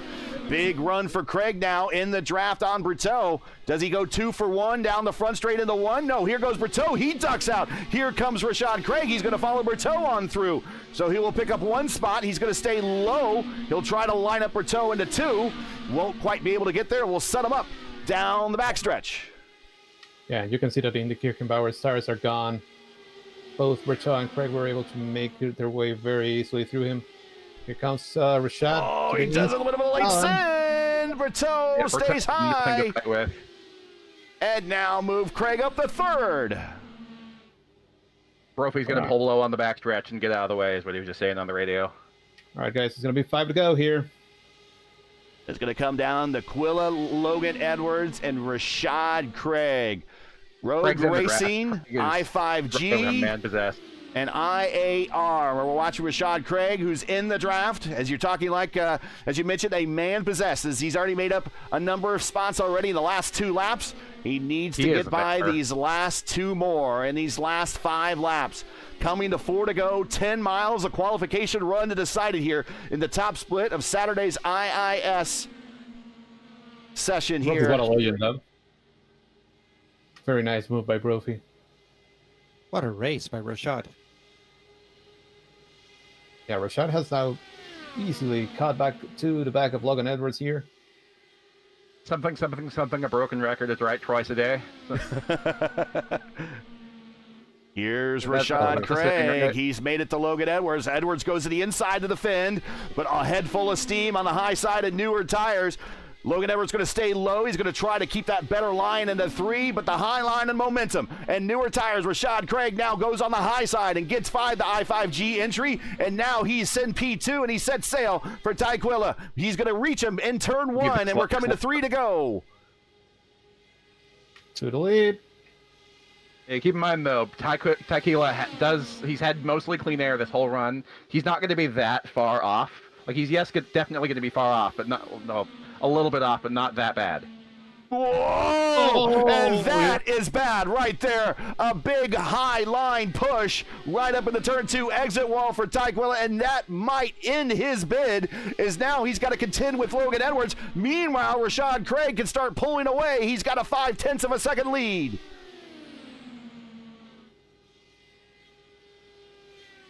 Yeah, Ty's just got to play this dirty air, or at least you got to do nothing but feed Edwards dirty air if he wants to keep P2. I don't think this is done yet. 2 to go through the south end of the racetrack. Anywhere close. These 3. Ty has to come down to the apex in 2 if he doesn't want to hit the wall again. Car spinning. Oh, car almost spinning coming off of 2. That is Jack Kent. He kept it under control. We are still green. Rashad Craig, white flag this time by off of 4. 2.5 miles to go here for the final big Indy race of May. And the last big race before the big race tomorrow for real. In the 1, it's Craig and Quilla. Quilla now has cut it now to 0.2, 0.3 in through the short chute. Back to 0.3 through turn 2. He's going to have the draft down the backstretch. Coming at you into turn 3, going north on the racetrack. Craig had a better exit off of the corner that time, and it pulls out to about a 0.3 of a second lead again into 3 for the last time. Rashad Craig still has 0.3 of a second going through 4. Coming out of 4 to turn for home. Rashad Craig, former Open Series champion, looking at a top split win here at Indianapolis, coming from 7th on back when he made a late pit stop, and he wins at the Brickyard. Man, that was very nice. What? What? A great call there at the end. Tires matter. Yeah. Oh, for sure. Yeah, the overcut is extremely strong here, and Rashad realized that. And what a win! What an incredible race! It was awesome to see the different strategies converge at the end there. I have a feeling that Rashad is going to be very pleased with that. I would hope so. I would hope so. Considering he's 500. Like he did nothing during the 500, and he was just working on Adelaide. He took a break, and now he's out of the top of the world right now. And there you see Rashad Craig won by 13 hundredths of a second there. Or 13 tenths of a second. And then we got Logan Edwards in the third at 7.6. God, I cannot talk today. 0.76 back. Then we got Berteau, and Kent recovers from that exit off of 2, where he went to the infield and comes home with a top 5. Andy Kirkenbauer is in 6th. Garcia is in 7th. Kahn in 8th. Enger in 9th. And Zach Moses in 10th. Was that 1 yellow or 2 yellows? I think we had 1. Yeah, just one. Got it, yeah. Adam May, Wallet, Taylor, Villamar, Williams, Brophy, Boomershine, Mixer, Stouffer, F-Tink. Is your top 20. And we got... Here comes the stat page. The census, and then Taylor. Yeah, we won't... Austin Hall. That's it. Lincoln Miguel in 26. Thank you.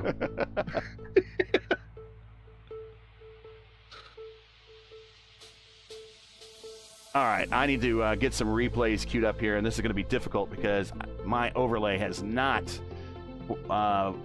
behaved well at all for me. As you have a wonderful rest of your day, everybody. I'll go ahead and make sure Rashad gets in here.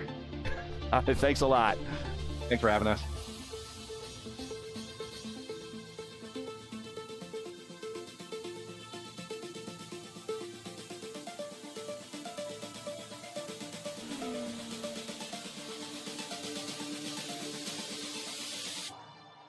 All right.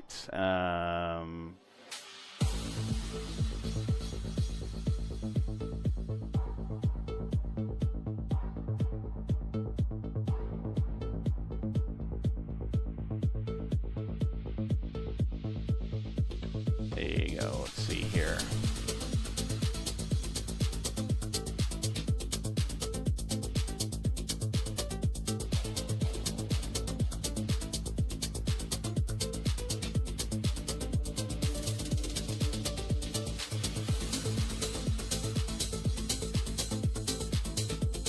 All right, we'll get to the interviews real quick here. Man, yeah, that final caution, or only caution, really changed things up.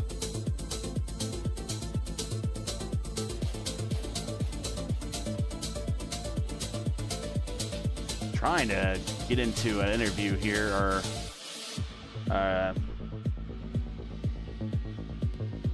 all right, let's see if that did it. Again, the overlay having problems today.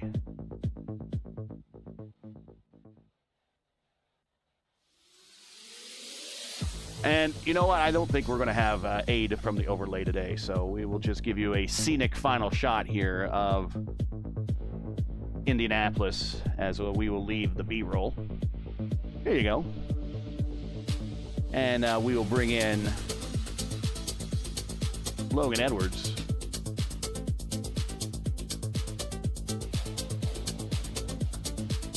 On the fly production again today. Here we go.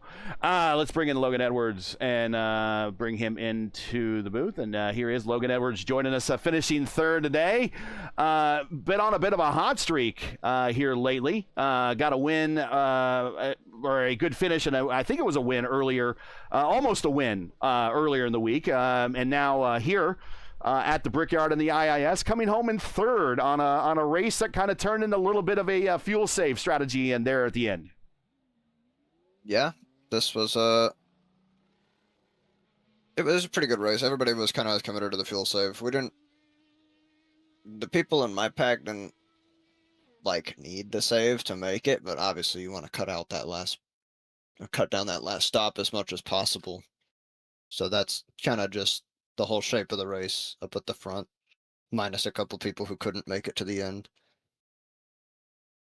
Yeah, it seems at the beginning everybody was kind of like just chilling out there and just logging laps, saving fuel, and then that caution kind of threw everything out the window, right? What was your thought process there? Yeah. This pit, I knew that Just tires pit. are important here. Yeah. Tires have Fair. been super important, so Fair I knew enough. that Yeah. would be what I should go for. Hey, and I imagine that we were talking about this during the race, but I'm wondering if you have any Indy fatigue. We have been here for a very long time, doing a lot of testing for our setups, doing the fixed 500, the open 500, and now the 500K on IAS. What are your thoughts regarding the the Indianapolis Motor Speedway now? I'm fatigued, but it's a sacred place. I can't hate it. And I know that if I hate it, karma will just bite me later in the year at the Hoosier 500. So I'm happy to be here. I'm happy to be on Team I5G and race here at the Speedway, get a podium. Very, very true words there. You don't want to tempt fate here. I always say, ask Emerson Fittipaldi when he decided he wanted to drink something other than milk, and it was never quite the same for him again after that. Logan Edwards, any shout-outs, friends, family, sponsors, finishing off and wrapping up your month of May here in Indy? Shout out to Team I5G for all the work that all the teammates have been doing. Shout out to Matt for sacrificing his race to try out a interesting setup. Always nice to have somebody run real race laps, even if it's on a dud, just to get more data. And shout out to P1 Broadcasting for putting the show on, because y'all are the reason I picked this slot and not any others. Well, we appreciate that, and it's good to see you here once again. Congratulations on the P3. Enjoy. Oh, before we let you go, I want to say enjoy the rest of your weekend. But before we let you go, your prediction for the Indy 500. Malukas. Okay. Malukas has been so close with worse equipment than he has now, so I think it'll be pretty easy for him this time around.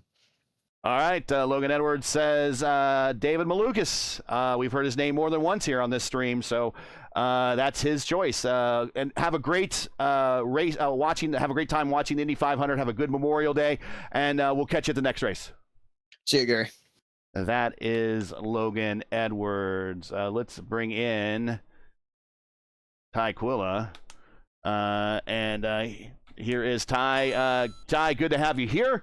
I'm sure you wanted to win, like a late wall tap. We don't know if that played a role, and you're trying to run down of Rashad Craig there at the end. But overall, not a bad week for you. You got a top split win on Wednesday. I think you had another podium finish on Friday, I think, or if not, certainly a top 5, and another podium finish here today. But no double win yet this weekend, with still one more time slot to go. How you feeling? Talk about your race. Yeah, feeling good. I definitely did want that win. I thought I had it. I thought Rashad was going to get slowed down, trying to save fuel while he was. I don't know if he was exactly saving fuel or not. But I was hoping that, the cycle would just work in my favor a little bit. As soon as I saw him coming out of the pits and he was about 1.5 seconds behind at the wall, I was like, oh, it's over. I kind of knew. Tires are just a huge advantage. We had that long strung out line because things aren't packy like they used to be. So, I saw him coming in the mirror and I was like, well, see if we can't get him at the line. And unfortunately, the tires were a little burnt out. So, but it was fun. It was fun riding with Brophy and trying to swap there. Unfortunately, he got that speeding. I don't know if that would have made any difference in our race if he didn't do that, but would have been fun to see that play out. So. I was about to ask you that. First of all, you've been on fire, man. I'm very happy with that. But then when you came into the pits for that last pit stop and Brophy sped, you had to wait for I think it was 2 laps until you got company when Logan and Indy pit as well. Maybe it doesn't make the entire difference, but do you think that What do you think would happen if Brophy didn't spit? Yeah, so I mean, it's that 2 laps that might make the difference in if Logan and Indy catch us, right? Who knows? Right. Who knows if they do or they don't? But if they don't, then that race is probably ours. But unfortunately, he sped, and I probably lost. I don't know. If I had to guess, probably about a half a second. And again, that probably doesn't make the difference up for what I needed to hold on to Rashad. But either way, I'm really happy Rashad got that race. I know he's been having some rough oval luck, so it's cool to see him pull off a beautiful strategy play and just absolutely dominate the end of that race there. So. Well, Ty, before we let you go and get the shout-outs and anything, your prediction for the Indy 500 for real? I'm sticking with it. I'm sticking with Rossi. He's hobbling, but that's what you call spirit. So I'm rooting for him 100%. There's no doubt about that one. I don't know if he's going to actually win it, but I'm rooting for him. So. All right. Shout-outs, friends, family, sponsors. Anyone want to say hi to before we let you go? Yep. Shout out to Rashad for the win. Shout out Logan. Thanks, Brophy, for towing us along there, helping us go fast.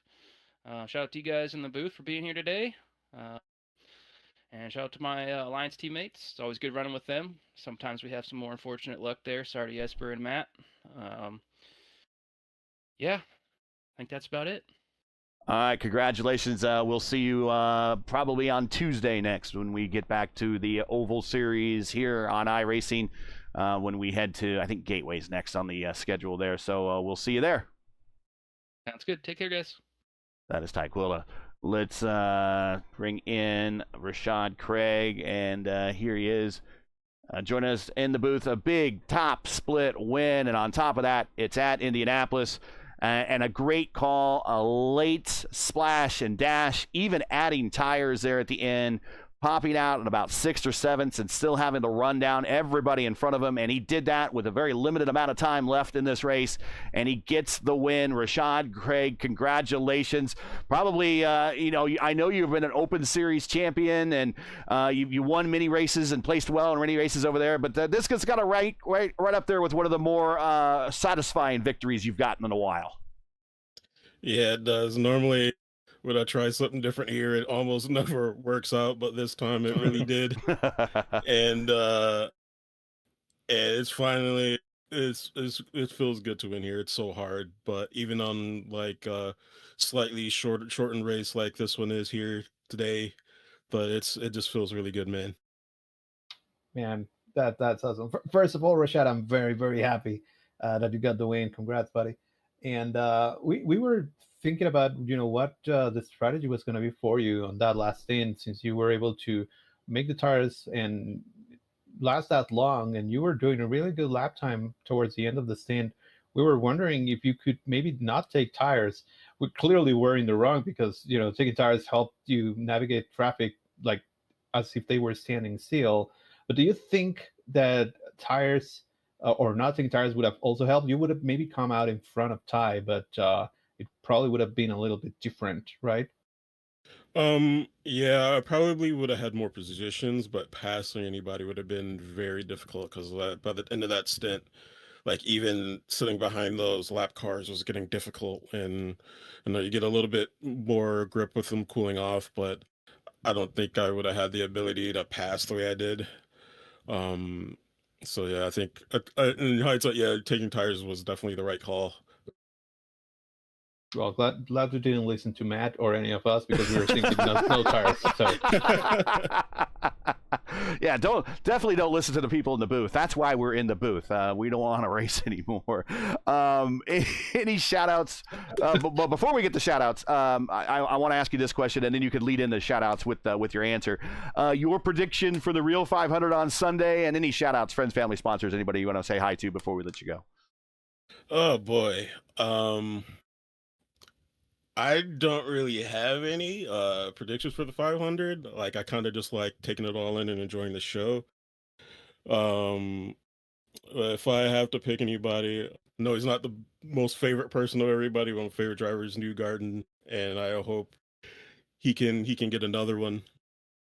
But thanks to the team, they worked really hard on the setups this year.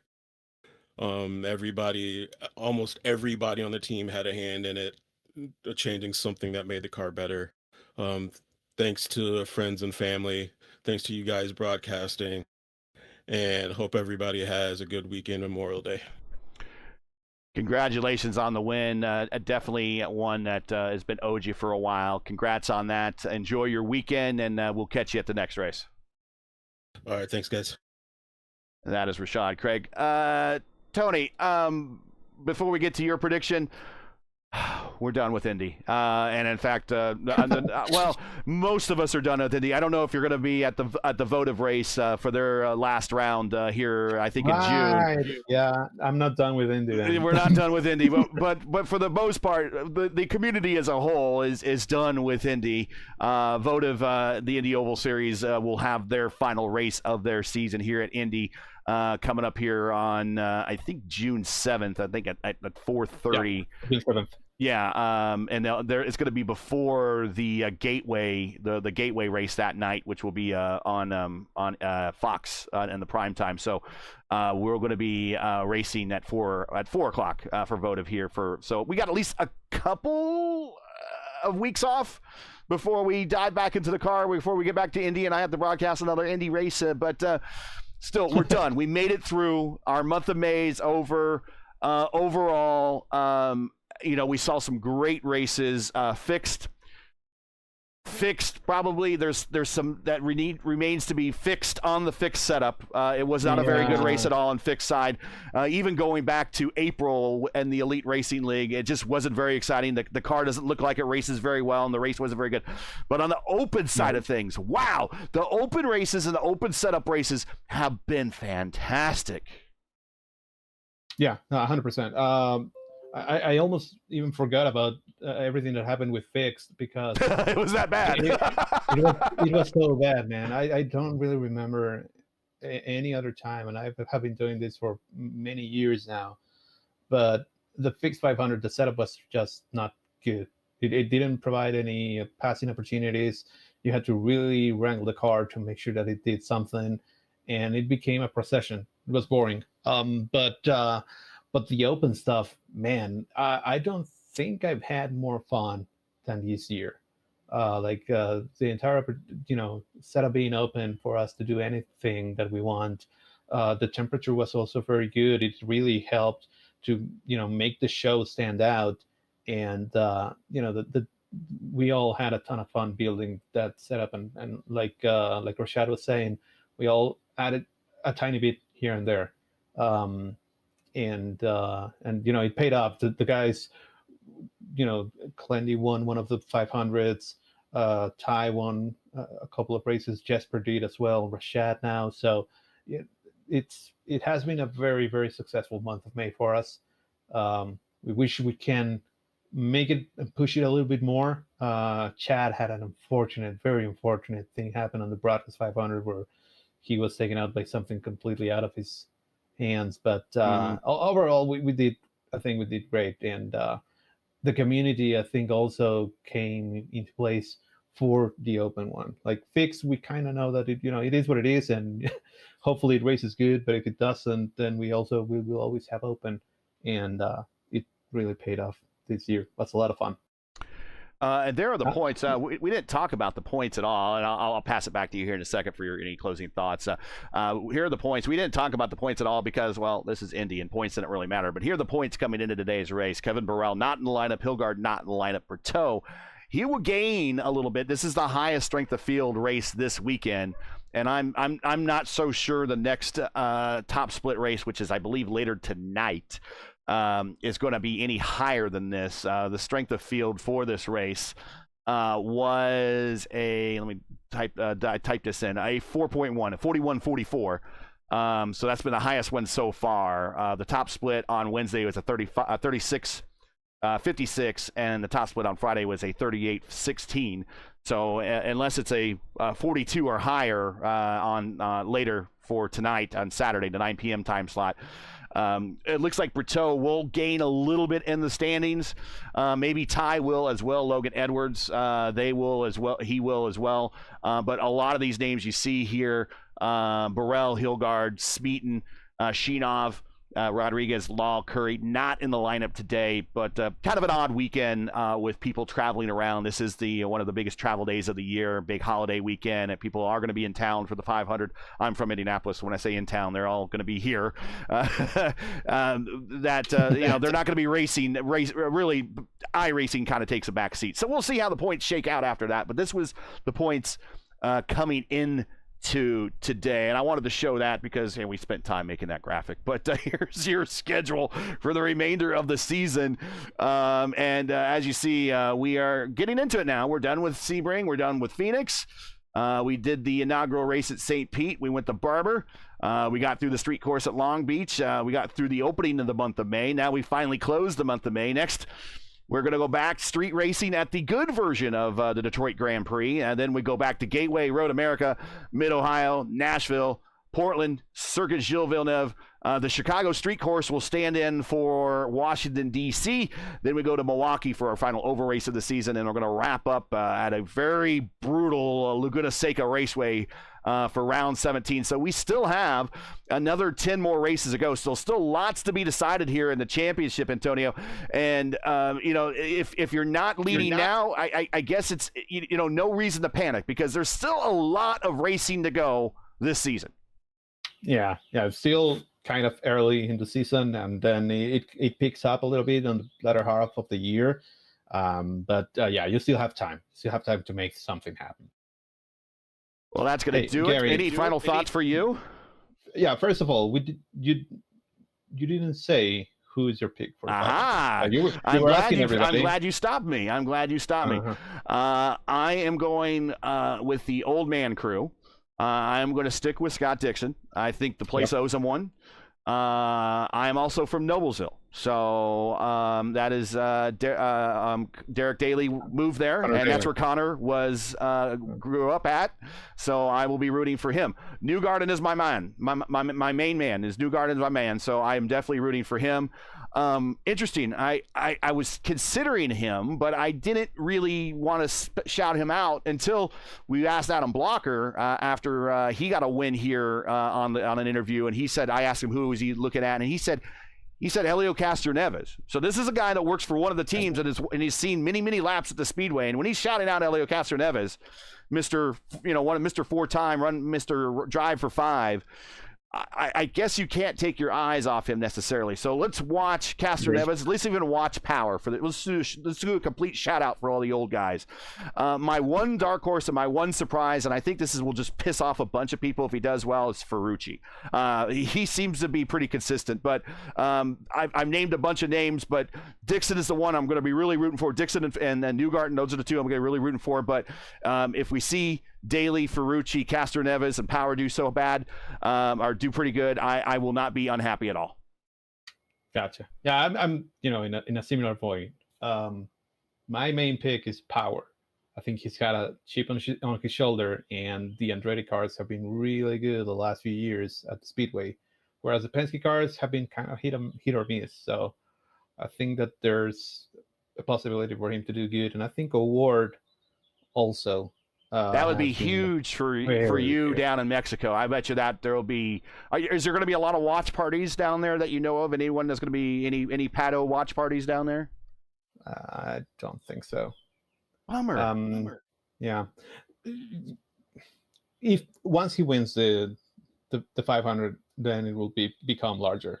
Right now, it's still kind of like a very niche thing, and not a lot of people really follow IndyCar. But hoping that something like that would change it. But so I'm going with Power, Pato, Helio as well. I think Helio right now is probably the best time for that fifth one if he ever gets it. Who else did I put? I think Ryan Hunter-Reay is also going to be interesting. It's going to be in a McLaren car, and he has all the experience in the world, so that's somebody else to and it's been a long time since McLaren's won this race. A long time. 76. 50 years. But they have been very fast, at least with Pato lately. Yeah. So, well, Pato's going in the backup car, so fingers crossed. We'll see what that happens there. But been a long time. This place owes McLaren though. Yeah, and TK was fast a couple of years ago with McLaren. Larson was very fast. Not the last year, but 2 years ago, he was very, very fast also in a McLaren. So, those cars are good. And yeah, I would also watch out for Takuma Sato. Oh, yes. It's he makes things and puts the car where it shouldn't be placed. Yeah, he's what was a C gap? He's one of the C gap put car type guys. Yeah, he's definitely. It's full send or nothing for not Pato, but kind of is for Pato, but for Takuma for sure. And yeah, he just seems to show up and always do well. Well, let's give everyone back their rest of their pre-race Saturday left. I'm hearing already, I got a text message here from the wife, says it's not looking good for the race tomorrow weather-wise, so we might be seeing this race on Monday in the worst case. It would be very appropriate if it was just like 86, where this thing has to be moved an entire week. I don't know if they'll actually do that, but that's how I got to see my very first 500 back in 1986. It was rained out that first weekend, and they had to move the entire race back a week before they actually had dry enough conditions so they could hold the race. And that's, people had to leave town because they were flying into town to go see the race. And that's how we ended up with an extra set of tickets. And that's how I got a chance to see my first 500. It's just someone couldn't use their tickets, and it was because of that rain delay. And it's kind of looking like a repeat of that this weekend, at least for conditions tomorrow. So fingers crossed. Everybody say your prayers. Do whatever ceremony that you might have to fight off rain.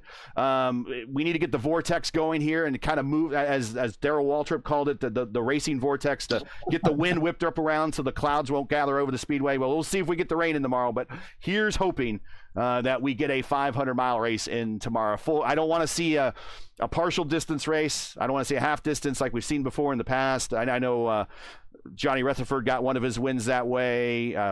Frank Keaty got one of his wins. Buddy Rice got one of his wins. I want to see a full 500-mile race tomorrow. So that's kind of what I'm hoping for. If not, we'll see it Monday. But let's give everyone back, and let's get on out of here so we can celebrate this Memorial Day weekend. Got to cue up my music. Here we go. And thanks, everybody, for joining us and sticking it out with all the technical gremlins. Appreciate your patience. That's it for today. Once again, your podium here from the Indy 500K. The 8th running of it is Rashad Craig with the win. Ty Quilla, 2nd. And Logan Edwards in the I-5G entry comes in 3rd. Join us again in 2 weeks. Actually, next week, to be honest with you. Not 2 weeks. Next week. May 30th, 2 p.m. Eastern Time. We'll be back at 2 for round 8 of the 2026 campaign as the teams and drivers return to the road courses as we stop in Detroit and the very well-liked now Detroit Belle Isle course. Coverage starts around 2 p.m. Eastern Time. Again, it's 2:00 p.m. Eastern. As always, for a quick time in your area, you can find everything right here at YouTube at youtube.com/@P1 Broadcasting. Hey, we love bringing these races to you, but not easy. Require time and money to produce. If you share our passion for the sport of IndyCar and enjoyed our coverage of the IndyCar iRacing Series Top Split broadcasts, please take time to visit our GoFundMe page. The link is in the description, and donate to our 2026 broadcast fund. We realize times are tough, so any contribution would be greatly appreciated. We thank you for watching and make us part of your YouTube viewings on Saturdays before NTT IndyCar race weeks every week. We appreciate that a lot. Now, as you know, the YouTube algorithm game's not an easy one, so please help support P1 with the weekly grind. Leave a comment below. Let us know your thought of today's race and enjoy today's coverage. Support us by smashing like in the video. If you're new, click subscribe, and while you're at it, the bell for weekly reminders. So don't miss out on more P1's other iRacing programming, including the next race for us actually is going to be Tuesday night for our open wheel oval racing doubleheader.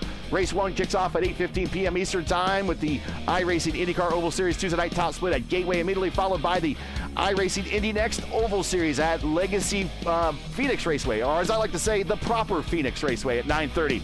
If you like open wheel oval racing, and it's a good chance you do if you're watching today, then tune in to P1 on Tuesday night for a critical Week 11 race of Season 2 2026 as it's beginning to wind down.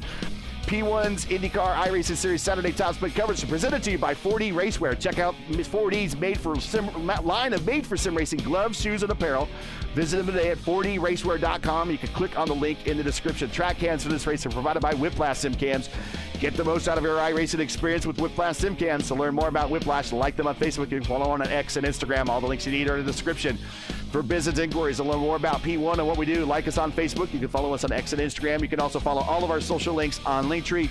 You can check those out in the description.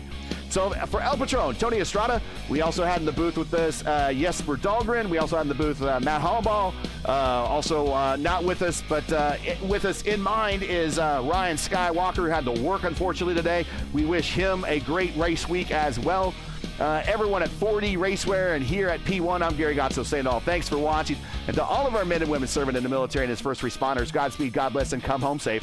Make sure to catch the real stars and cars of the NTT IndyCar Series tomorrow, May 24th, for the 110th running of the Indianapolis 500. Pre-race starts at 10 a.m. with the green flag falling at 12:30 p.m. Eastern Time. Follow all the action on your local Fox affiliate, on the Fox app. If you're outside the United States, you can follow on the IndyCar Live app, or just join us old school like I did when I was a boy in Indianapolis with Mark Janes and the gang on the IMS Radio Network, on IndyCar Radio, on Sirius XM Channel 218. Be sure to check your local listings for the correct broadcast times and station in your area. You can catch us again next week at 2 p.m. at Detroit for the next race of the IndyCar iRacing Series, Saturday top split right here on P1. See ya. Have a happy holiday and enjoy watching the real Indy 500 this weekend. Hopefully it goes off. We'll see ya.